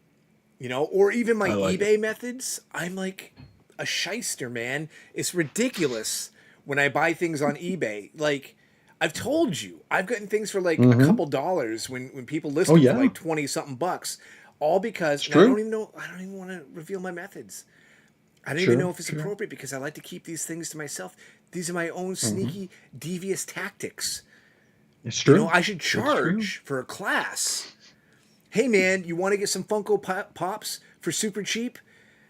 Take my seminar. Take my Yeah, course. Yeah. exactly. And I'll be doing a TED talk with the freaking Tony yeah the Robbins. mic and Yeah. everything else, and I'll be like, stop the insanity, stop it. Susan Powder. There you go. I'll throw in some Riverdance for free. Yes. Michael Flatley. Yes, you get all the references down, baby. That's your I seminar. do. It Yeah, is. It is. random pop. Be a fake ass Yeah, anything. random Yes. pop culture references from the last 30 From years. 30 years ago. Yeah, you're like Nothing from Mel today. Torme. Velvet Frog. Yeah, exactly. Right, Well, I'm glad he's envious. I actually have it still sitting in the box over here. I see And him. I intend on unboxing him because Mhm. it's a big, bulky figure, but I just don't. Mhm. I took down those displays I had mentioned previously, so I don't have the same real estate I had before. Mhm. And the stuff behind me is more cherished goods, except Mhm. for the top row, which I don't know if I can Mhm. change my angle here a little bit. Oh, yeah, everybody. But the Whoa. top row, it's stuff I care about it, but it's okay Mhm. if it gets dusty. You know what I Gotcha. mean? It's Mhm. acceptable. Have you ever seen the I don't know I don't know. I You're can hear frozen. you, and I Oh, can you froze hear when me? I moved the computer Okay, there you're for just some reason. So frozen. give it a minute, and the lag will stop. Okay. As long as you can hear me in real time, I guess Okie that's the dokie. important thing. I can hear you. I can hear you. I found at the record store a Supergirl figure from Crisis, and in the clamshell, she's laid out like she's not just standing upright in it; she's dead. and laying like the cover of Crisis Number 7. Have you seen that one? I haven't, but hold on a second, because are you Mhm. watching our show in real time? Yes. I, Oh, we're I both I frozen. think it froze, so give it a minute to catch up, and then you can get Yeah. into your strangely positioned Supergirl. Oh, I think it's catching up. Is your view of our program? Yes. Yeah, Oh, yeah, yeah, yes, yeah. we're back. So We're good. now, We're good. please repeat what you just said for Sure, prosperity's sure. sake about the Supergirl action figure. Yeah, it's a Supergirl figure where she's dead, and it Yes, looks okay. like, and she's laying in the prone position like the cover of Crisis Number 7. Yes. It's like that's how she's in the package. It's and there's no other character with her. She's just laying there dead. Mm. I don't know if you'd ever seen that one. I have not. It's weird. That Yeah. does sound weird. It sounds very unattractive, very hmm unappealing. Like I don't know who would buy it other than someone like us Yeah, yeah. But even then, you'd want like Superman holding holding her. her. Yeah. You know what I mean? If they did hmm that figure, my Yeah. God, that would be sold out in seconds. You know? Yeah. It's Um, like there was a wrestling figure. There's a character. I don't know if you heard of the Shockmaster. no, I'm not aware of him. Okay, now the No. Shockmaster was a character that they brought into WCW back in like '93, Okay. and his big entrance, he was going to be bursting through a wall. You've Mm. probably seen a GIF of it. It's this big, bulky dude, You mean a big, heavy, GIF? fat dude. You mean a GIF? No, no, Jeff. And Ah. he's wearing a stormtrooper helmet with like that's glittered and bedazzled. So he busts through the wall, but they put a 2x4 at his ankle, so he falls down. The helmet falls off, ruins the entire character. It was on live television. And he's Okay. coming out, he's like, I'm going to take you guys down. And he bursts through the wall and he flops over. The helmet falls off. They made an action figure of him and they put him in the package upside down with the helmet off. That's And I'm good. like, that's friggin' awesome. That's clever. So when I saw this Supergirl figure, it's like, that's that's her most memorable scene is her with the headband and she's dead and Yeah. Superman's holding it. I thought that was neat. Well, let me tell you, hmm and I've told you already, Uh-huh. because we do text all day, is that on Black Friday, I needed a lamp. Yes. Okay. If you noticed last episode, it was really dark I did not. on my end of the Bada Bin HQ. Well, Mhm. my lamp, for some reason, stopped working. Okay. So I'm like, oh crap, this ain't great. I mean, I got some of these LED, whatever influencer lights, but I can't use those. Oh, the ring lights? They're kind of like those, yeah. Mm. I got them for my kid back in the day when he had dreams of grandeur of being some kind of YouTube celebrity, Aspirations? yeah, or something. But anyway, so I'm like, Black Friday, what the hell? It's like 5 o'clock at night. We go to Walmart, and I see something there that makes me stop in my tracks. Like literally, I pause, I freeze, my heart starts beating. I sweat glands are in overdrive. It is the Coke flavored Oreos. yes, no, it is the Hulk McFarlane statue Yes. to which I pre-ordered, and I've talked about it on the program. I don't have a photo ready. Maybe I can look it up here real quick. But I pre-ordered on Amazon, and it's not releasing until the end of December, Okay. hopefully, because there are often delays when you buy action figures on Amazon. Okay. But there it was, live and in person, right there in my hands. And as I'm Googling it right now, it's available right now at Best Buy. I'm trying to click on the picture so it shows. Okay, I don't know if you can be able. Let me go full screen. Do it up. Bear with me here. Technical stuff. I don't know if you can see this. 40. I can. Don't know why I was asking me for. He's tearing through the logo or the title. Yeah, let me see if I can expand this here. Okay, from Hulk 345. There he is. There he is. There you go. Dude, I see him now. it's insane. It like in person, it's so impressive. Sure. And my wife has the Walmart app, so I made my son carry it because, of course, we shop in different. You go your way, I go my way. We'll reconvene by the checkout stand later. And I made my son carry it, and he's like, "Dad, seriously, are you gonna buy this or not?" I'm like, "I need my wife to scan it with the Walmart app." Because of course Okay. at Walmart all the prices are in the wrong places, and They're weird. Yeah. I can't find whether it's the right price or not. And I'm like, if this is any cheaper Mm-hmm. than what I paid for on Amazon, I'm buying it right now because it's just beautiful. And then Mm-hmm. lo and behold, it wasn't same price. So I'm like, you know what? I'm gonna wait, and hopefully it ships on time. There you And go. it was painful. It hurt me to like have to leave it there because I really wanted it right then in that moment. Sure. And now I also pre-ordered. McFarlane did a Wolverine with Hmm. the Hulk reflection in the claws. That's on Yeah. pre-order, but I got no space. I don't even know where I'm going to put these things. So I True. really got to do something with these short boxes here on these file cabinets because I Okay. could. That's some good real estate That's action. real estate. Plus, I get to Yeah. feature it on this very show. Look It's how cool true. I am with all of my Hmm. figures. I'm a fake ass Hmm. action figure collector. True You know that. what I mean? But I just wanted to bring that up because not only did it show the steel I have, Hmm. the Hmm. fiber of my character, the strength, the tensile strength of my willpower, Yes. but also how much that freaking figure is awesome. Mm-hmm. Dude, it is awesome live. Let me tell you. I got a Joe Fixit statue on pre-order. I cannot wait to get my hands on. Mm. Dude, wow. Wow. My wife would kill me if she knew how many pre-orders I had. Is she watching? No, she wouldn't watch this. You kidding me? She's like, you go have fun with your little friend Chris there. You go have fun. You do whatever you do to get you through the day there, There you go. dumbass. Yeah, she has no interest in what I do. You kidding me? Yeah. She's like, whatever, man. You and your comics. Damn comics drive me crazy. She hates all this. Well, I mean, she doesn't hate it, but she's annoyed by it, you know? Sure, sure. My whole collecting thing. Because it's money I just spend, No, comics can be annoying. I you mean, know? they can be so annoying. Last week, I think I found a couple of gray hairs. Really? Yeah. Yeah. Only a couple? just a few. Looks like a mop fell on your head, for Christ's sakes. But yeah, no, my wife's a loving woman. I love her very much. But yeah, my collecting habits are definitely a major annoyance.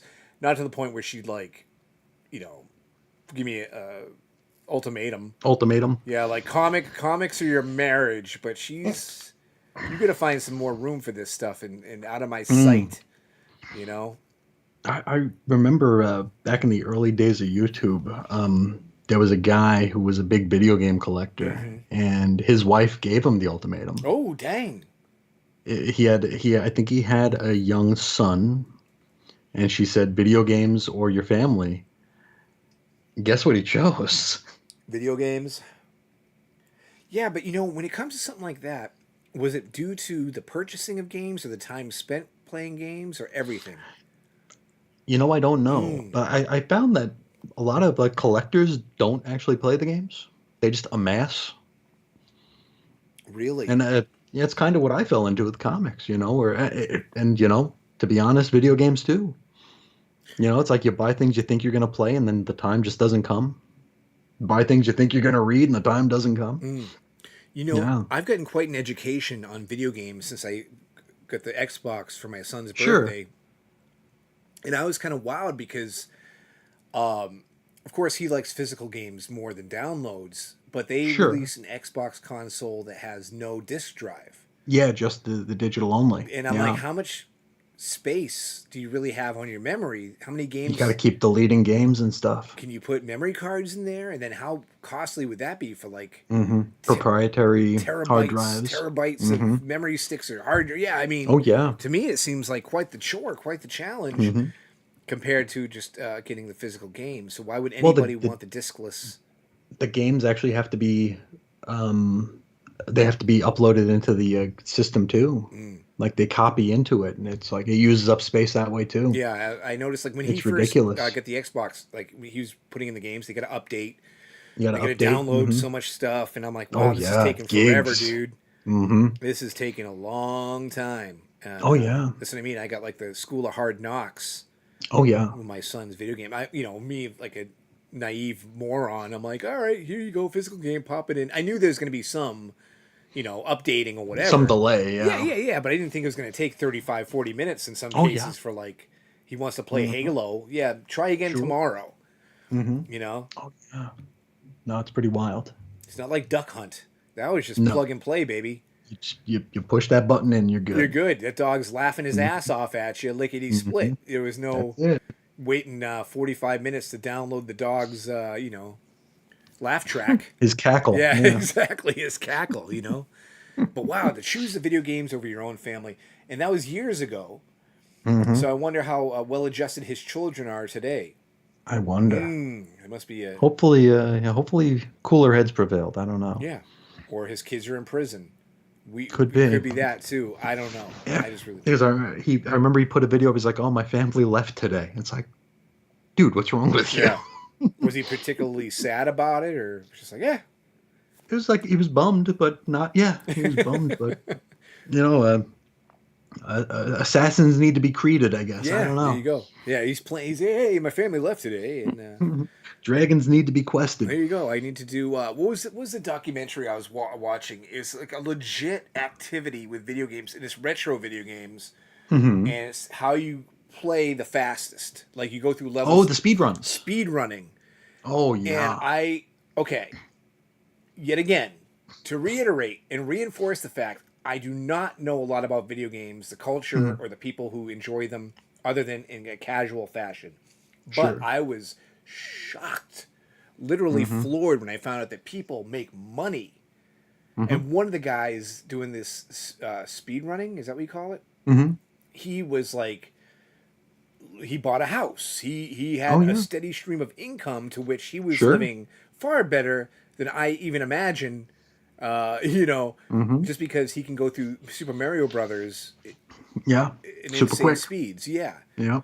and these little tricks they learned and all these little Oh, the exploits. Yeah. dude. I'm like, Hmm. this is Crisis on Infinite Earths. This is a parallel universe running alongside my own that I had Hmm. no idea existed. It's true. And especially to the lucrative side of everything. Oh yeah. And then I mean, everything's a hustle now. Everything could be a hustle. there was a dude playing with his feet while he was juggling jeez. as an activity. I think it was on Amazon Prime, this documentary. Hmm. But he's like, yeah, I just do this to, keep my whatever flexibility or whatever up. Sure. And this and that. I'm like, you're insane, man. Someone should have this guy checked out for some sort of condition or Got to go through the battery. something. His dexterity is based on him playing a Super Nintendo with his feet. Holy cow, yeah.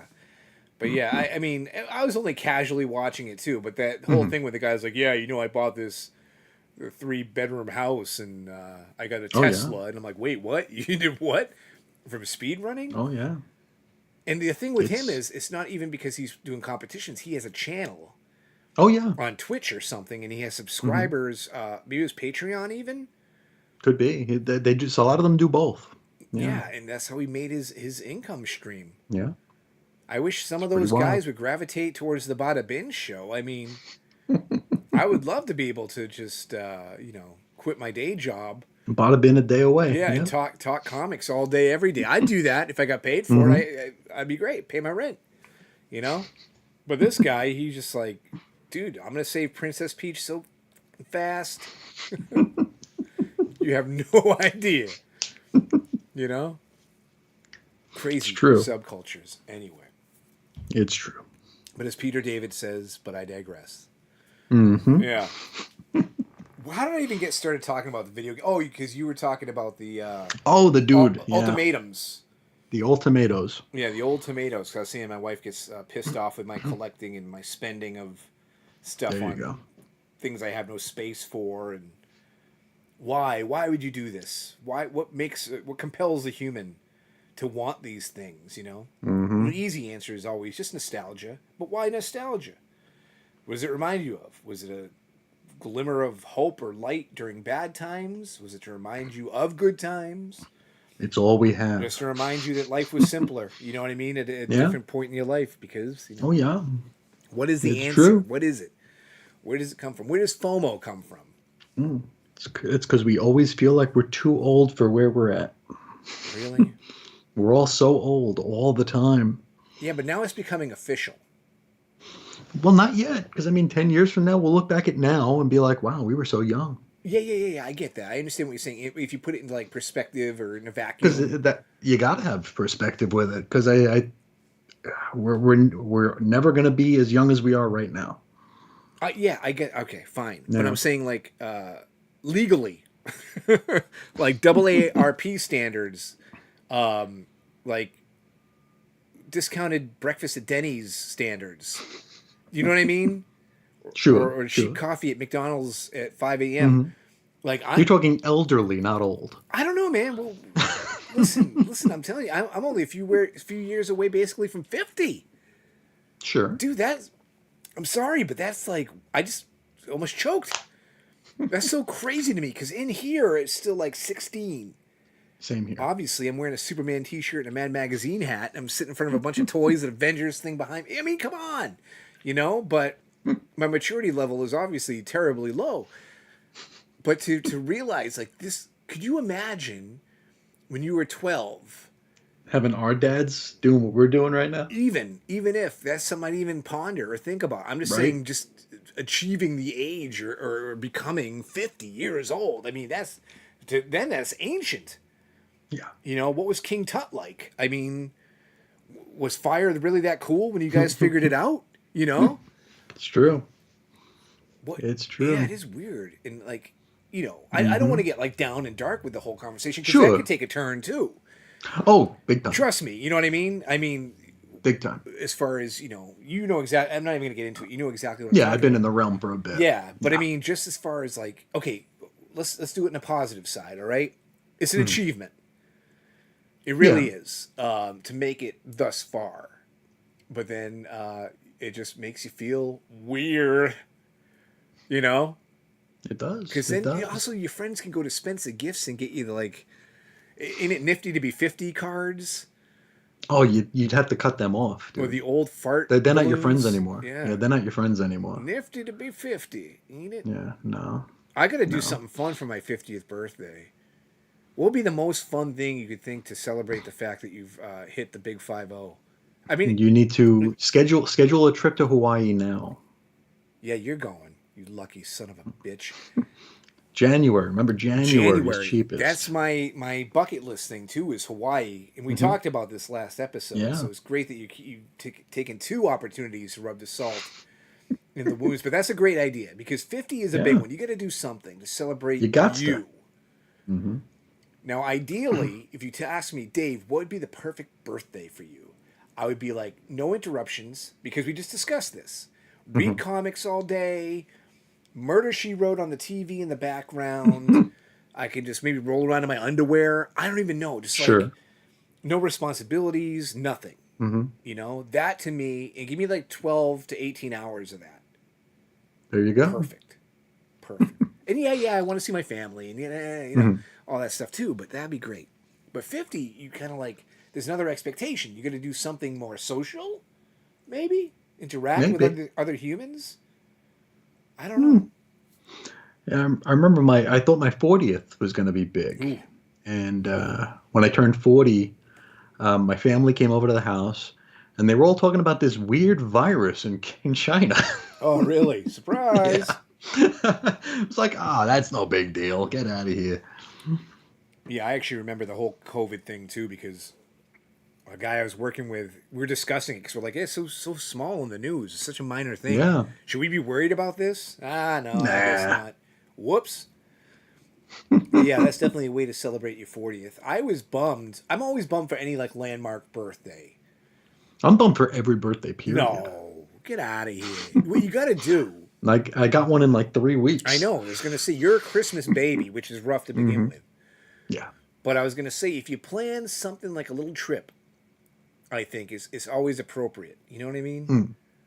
Because then you have something to look forward to when your birthday is. Yeah. It's like me. I go to Galveston every year around my birthday. There you go. I'm a summer-born baby. Yeah. I'm not a baby at all, but still, I was born in the summer. So for me, it's great. Yeah. You go to I the think your beach. birthday is like a week before my wife's birthday. You're what, the 18th? Correct. Yeah, 18th. My wife's the 21st of June, so it's a few days later. Yep. Yeah. So, I mean, I look for it's my family vacation. Sure. So I look forward to it. You know what I mean? My birthday's like thrown in there, so that's great. So you're like, Yeah. well, you've already built in an experience. Yeah. Your birthday's just bloop. Just a little dollop of your birthday. Last year on my birthday, I drove around looking for No Man's Land issues. Yeah. That was my entire day. because I knew I wanted to launch Animal Crossing on the 1st of January. So I was frantically going from comic shop to comic shop on my birthday, looking for the issues I was missing. That was that was my big birthday treat. But you had a good time, right? You enjoyed yourself? It was all right. So. Yeah, Moderate to average? could be. Yeah. Could What be. would have made it better? Don't know. How about a big... That's what my wife always asks me. Really? She's like, "What do you want to do?" It's like there's like no. I don't know. Now, you're a healthy guy, unlike myself. You watch what you eat. Yeah. And you talk, you even said cheat days, which is I don't know what the F that is. I cheat every day. I'm cheating right now. I'm just breathing the wrong stuff. But what I'm saying to you is, what if you, like, on your birthday, double bacon cheeseburger? Oh yeah, I always eat big on my There birthday. you go. I mean, that's something that's good. Something to look forward to. That's like you like we talk about nostalgia all the time. It's like I always want it to be like that video game I want all year long. It's like I get it on my birthday and that's all I do the rest of the day. Mm-hmm. But that's just not life anymore. No. You know, that just isn't life anymore. But it Very could be. weird. It's a small Yeah, but ask. it would feel fake though. You know, It would feel manufactured. Because there was an episode I did of the Cosmic Treadmill. Okay. Where we were doing the X Trader back. When Claremont left the X books, there was this little weird issue where like Bishop met with the X-Men were slaughtered. They were killed. Bishop was there in the future, and he's like was trying to figure out who this traitor was to the X-Men because it was a traitor from within. And we wanted to do an episode on the X Trader and just all the weird and like out there guesses and predictions for how it was going to plan out. And I told Reggie I wanted to take a few weeks to do this episode because I wanted to do everything on paper. I wanted to pull out every Wizard magazine. I wanted to pull out letters pages. I wanted to just do everything, no internet research for this episode. It was the only episode we did like that with zero internet research. And, I'm laying there on the floor in this very room with, magazines strewn out like I was like 15 again. And part of it felt really good, but part of it felt so damn fake. Like I was cosplaying as myself. I don't know if that makes any sense. It does, but I also, I don't know, I'm thinking of like a different avenue of feelings because for me it'd be guilt. Not fraudulent. You know what I mean? Like I'd feel like if you noticed before when I said you give me 12 to 18 hours, and of course seeing my family would be good too. And I love my family and I'd want to see them, you know what would be even better? Be part of it. If they could sit next to me, stay quiet as I read. Turn the page for me. Yes, well no, don't get your hands off my comics. Just be present. You know what I mean? Mm-hmm. Sure. But then be in the atmosphere. Like I'm the kind of person I have a tough time sleeping in because I feel like I'm not getting things accomplished or responsibilities done.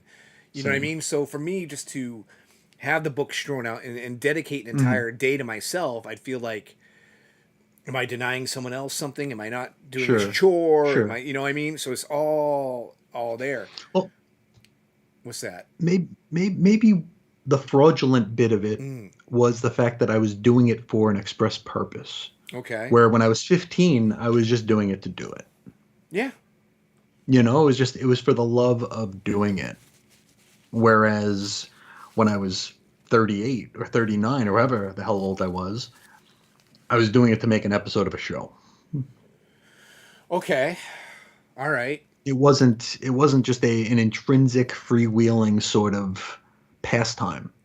It was an assignment. Yeah, okay. Which I think if we try to plan that perfect nostalgic birthday, it's going to feel like an assignment. Because back when we were kids, these days just happened. No, that's true. Yeah, we didn't think like, I want to spend this amount of time doing this. We just wound up doing that. Right, but when you had everything on the floor, you're laying there, you roll around, you had those feelings like, this feels like I'm a kid again. Doesn't it feel good? Or did you stop yourself while feeling good and say... Oh, you know me. I stopped myself. Okay, but this is work, man. Like... Yeah. This It's like I'm taking notes. Yeah, exactly. But you couldn't Yeah. just enjoy it for the sake of enjoying it. Yeah. There was nothing intrinsic about it. Yeah. It was something I just wanted to do, and I wanted to do it a certain way. Yeah. See, I think this is where the whole like me jumping in and saying, I feel guilty. That's the results I would have from that stopping me, where I would just in the middle of it, hold on, I got to make life ain't the same. I got to anymore. make lunch for my son, or I got to do that kind of thing. Yep. But as far as like just feeling good, I'd feel great. I'd be like, this is amazing, So that's like a hall pass, a free pass. If someone said to you, here you go. You literally, you're the king. You're a king for a day, fool for a lifetime. There you go. We're gonna give you your 12 hours. I would take it. Don't worry about laundry. Don't worry about this. Don't worry. I'll make dinner. I'll do this. I'll take Chris to school. I'll do whatever. That would be great. Yes, indeed. There you go. Yep. So now we've just established how strange we are. We've discussed about we reestablished Further everything. established. How old we are. Yes. How old we feel. Our weird habits and what have you. But I think overall, this has been a very thorough. It has been episode. Cathartic. Yeah, you think it's cathartic? Cathartic. All right, very good, very good. I had someone at work try to make fun of me the other day by yelling out, "I'm walking here." What are you from New York now? That's what I was like. I'm like, what are you trying to do? He's like, don't you get it? The accent? I'm walking here. And I'm like, no. I'm like, that's not a New England thing.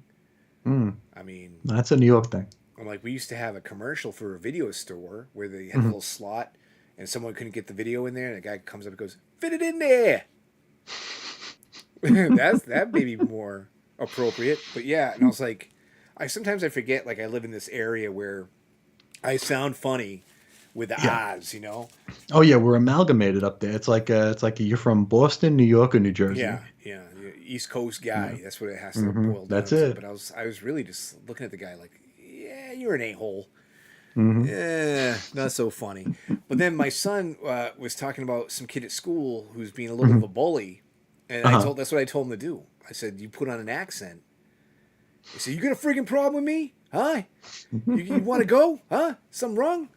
Let's talk about it. And they're going to be intimidated because they're not used to that down here in Texas. He's like, Dad, I'm not going to do that.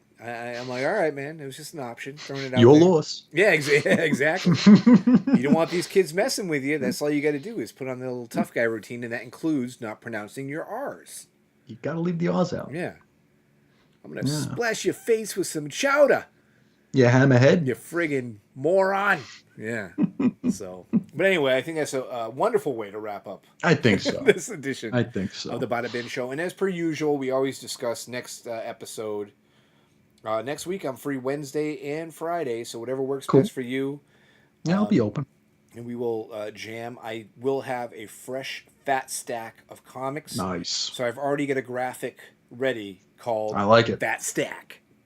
I like that. Creativity churning like butter in my brain. All over the place. Yes. So I do want to thank everybody for taking the time to view our live stream today, whether in person here or sometime in the future. Thank you very much. We truly appreciate it. You guys all rule. Yet again, if you want to contact the show, agree, disagree, maybe you think World's Finest is the greatest comic ever produced, and want to call me an idiot, that's cool too. badabinshow@gmail.com. Badabinshow on Instagram, which isn't used as much, but I do put a warning. I do a little quick live video saying we're going on in about, I don't know, half an hour, 45 minutes. So prepare yourself. So if you want to sub to that, if that's your jam. I like it. That's all I got. So thank you. And Chris, do you want to say anything to anybody before I click the screen to the exit? No, just thanks for watching, and we look forward to hearing from you and talking to you again real soon.